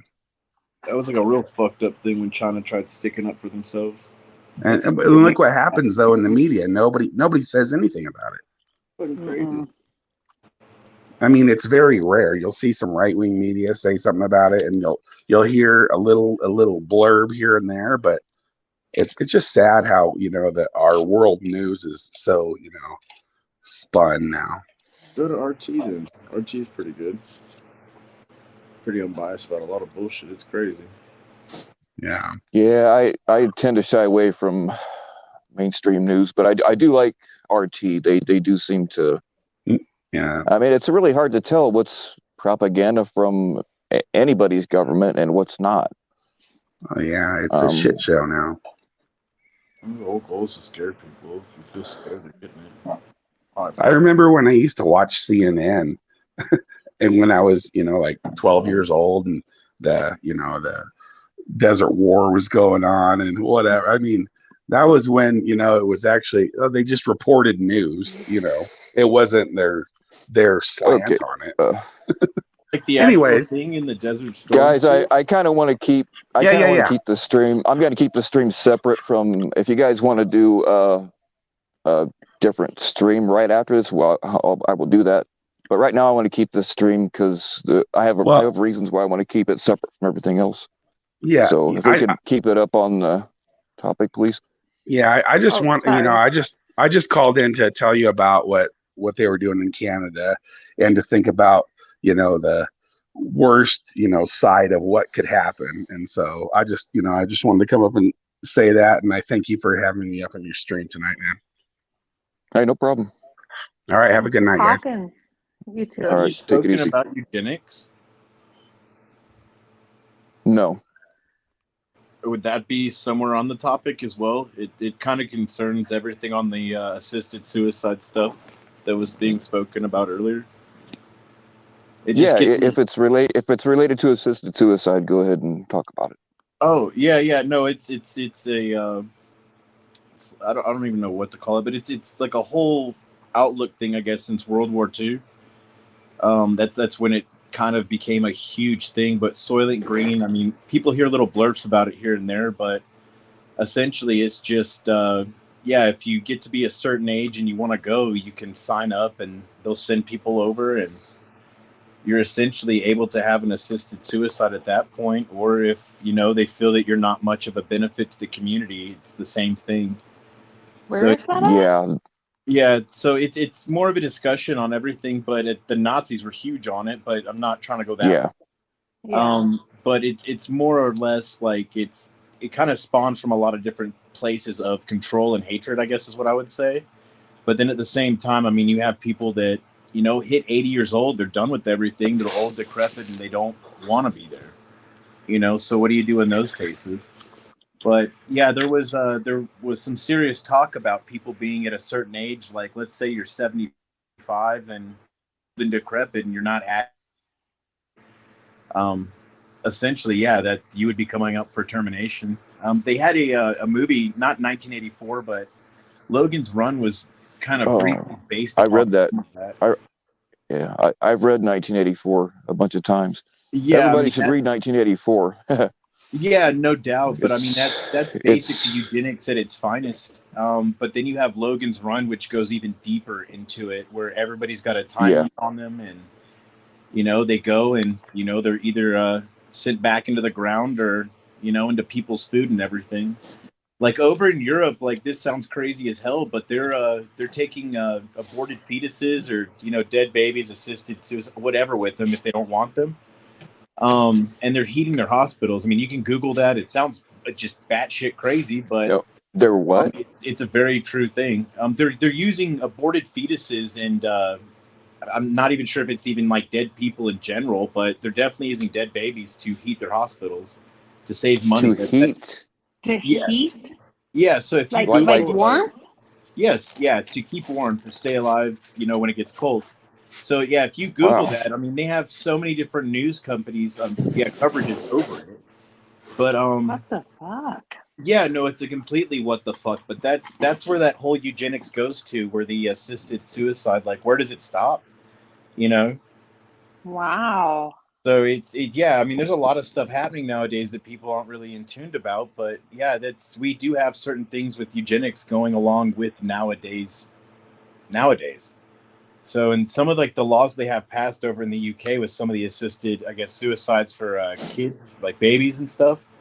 If the parents just don't want them, they'll literally just let the baby sit there for like 7 days, and they actually have a number on how long it takes for a baby to die. Like it's insane, but that's where you kind of go with the assisted suicide stuff. Kind of breaks down into other areas too, Oh, sure. So it's just wild. But I am on the train with some of the assisted suicide stuff. Like, I mean, once you hit 90 and you don't want to be here, I mean, it's kind of sucks that you're trapped inside of a a movable carcass with no choice over it. So yeah, I agree. Yeah.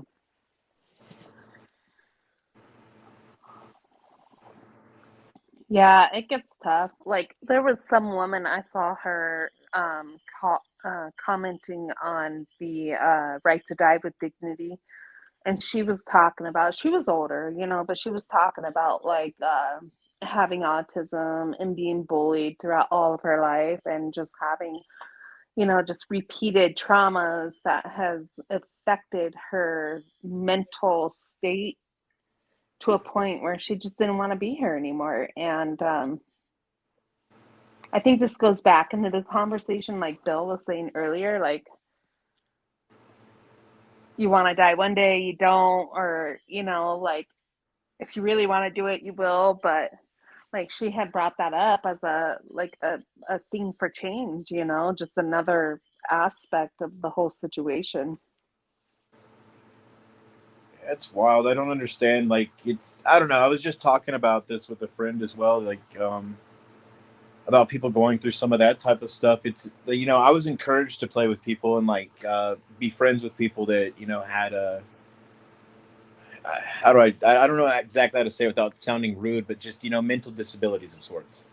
And it sucks that you have some kids growing up, I mean, just that pick on people enough that can't really do anything for themselves. And it gets to that place in their head, and I mean, you can kind of feel for them, but at the same time, I mean, I would assume, I mean, I don't know, and I don't plan to. I'm not a psychologist, but I would assume that they don't really grasp the understanding of the change that can happen. But I mean, once you go through something enough times like that, and you look at the world in such hate and pain, I mean, it's hard not to come back from that.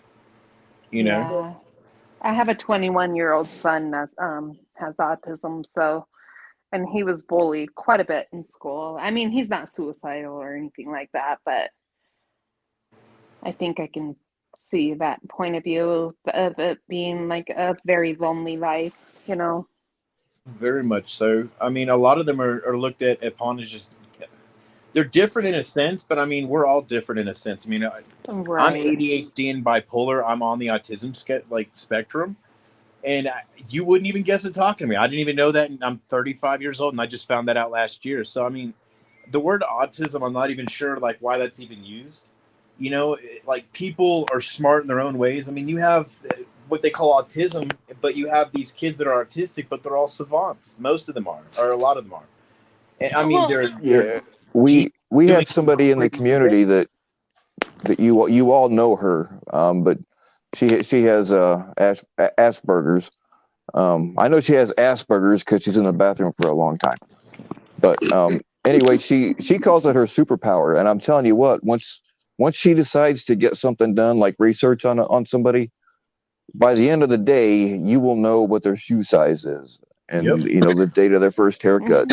And she calls it her superpower, so it's not always necessarily a bad thing. Exactly. Like that's No. one of the traits for Asperger's is that bipolar is the same thing too, where you can learn 20 years worth of stuff in 1 year. Once you get hyper focused and just obsessed with it. So I guess, yeah, I agree totally with that. Every form of what they call autism, I guess, has its own superpower in a sense. Well, my thing with the disabilities, like we're all human. We all think the same and everything. We just, everybody's unique in the way that they express how they feel or how they have to write or how they have to learn or whatever. Like there's been people I have seen with cerebral palsy that is just like, doesn't really have the ability to speak very well, but they understand everything that's going on, but like back in the day they would just be locked up in a mental institution. Oh, they had it bad too with the electrical shock treatments and stuff. Oh man. My grandfather lobotomies and and those lobotomies weren't even they weren't sound. They were just test dummies, and they just said that it worked. I mean, they already couldn't communicate with the world, and then once you take even that away, period, any chance of that, I mean, you're just going off of what the doctor says that, oh, hey, they're cured. yeah, But they would literally just barbaric. they would literally just pound an ice pick underneath it back into their eye and pop that part of the brain out, and that was it. Yep, and it was typically done for housewives to make them more docile and domesticated, to listen better. Well, I've done that to all of my girlfriends just to be safe. I would just turn my hearing aid off. Oh God. It's a horrible thing, like what we've gone to and through and where we're at now with it. Like my grandfather got to watch his mom go through, and he told me that was the most barbaric thing. But even if you portray it in a sense of like years, like, okay, well, that was back in the 1930s and 40s, like, great. You're still passing electrical currents through somebody's head and body, and I mean, it's still not a regulated thing in a sense. I mean, we know like what to cap it off at, but everybody's nervous system's different, and nobody can handle the same amount, as somebody else can. So I don't know. Kind of goes into that like drinking tap water and stuff too, like with the stuff they put in it. If you give it to your kid, is it the same amount like that you should be drinking, that they should be drinking with the fluoride and stuff? I heard that Fiji water is like really good for like kids with autism, just because it has like that I don't remember what mineral it was, but like it has a mineral from like the volcanic ash, and supposedly is supposed to kind of like withdraw like iron or some shit out of your body. I don't know, but I don't know. It's supposed to help people. That's what I've heard anyway. I don't know if it's true, but I wonder if it's the pH. Who knows? Different from the volcanic ash. That's cool. Yeah, I think the Fiji water was like filtered through like a volcanic rock or whatever. Yeah, I got really stoned and read the back of the bottles. You're like 100% correct on that. Like it's legitimately, I think it's like a whole like 1,000-year process or something like that too. So it's got some major process involved naturally, where it naturally gets filtered through the volcanic ash, and I mean the pH changes in it too. It picks up different minerals, like what you're saying. It's an interesting process. It really is. Did you guys know that Sigmund Freud prescribed cocaine to all of his patients? Boobs. Squirrel. Tickles. No, I'm not kidding. He did. He prescribed coke to all of his patients. That's probably why he had so many.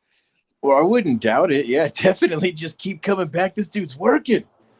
Like, most of his stuff though was like leaned towards. So, like, if you, like, the whole thing was like, if you go get married and you find a woman that's just like your mom. Well, his point of view was that you had a sexual connection with your mom that you never went through with, in order to find this woman that you've just now had for the rest of your life. That's not your mom, but is like just like your mom. So yeah, he also said that babies had a sexual oral fixation because they sucked on pacifiers.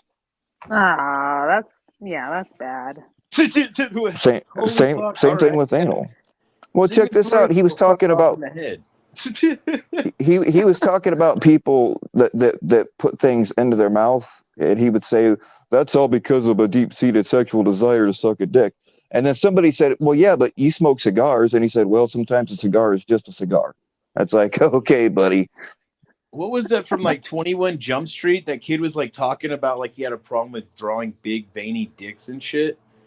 Like that kind of like goes with that. You know, he's like all the best things are in the shape of a dick.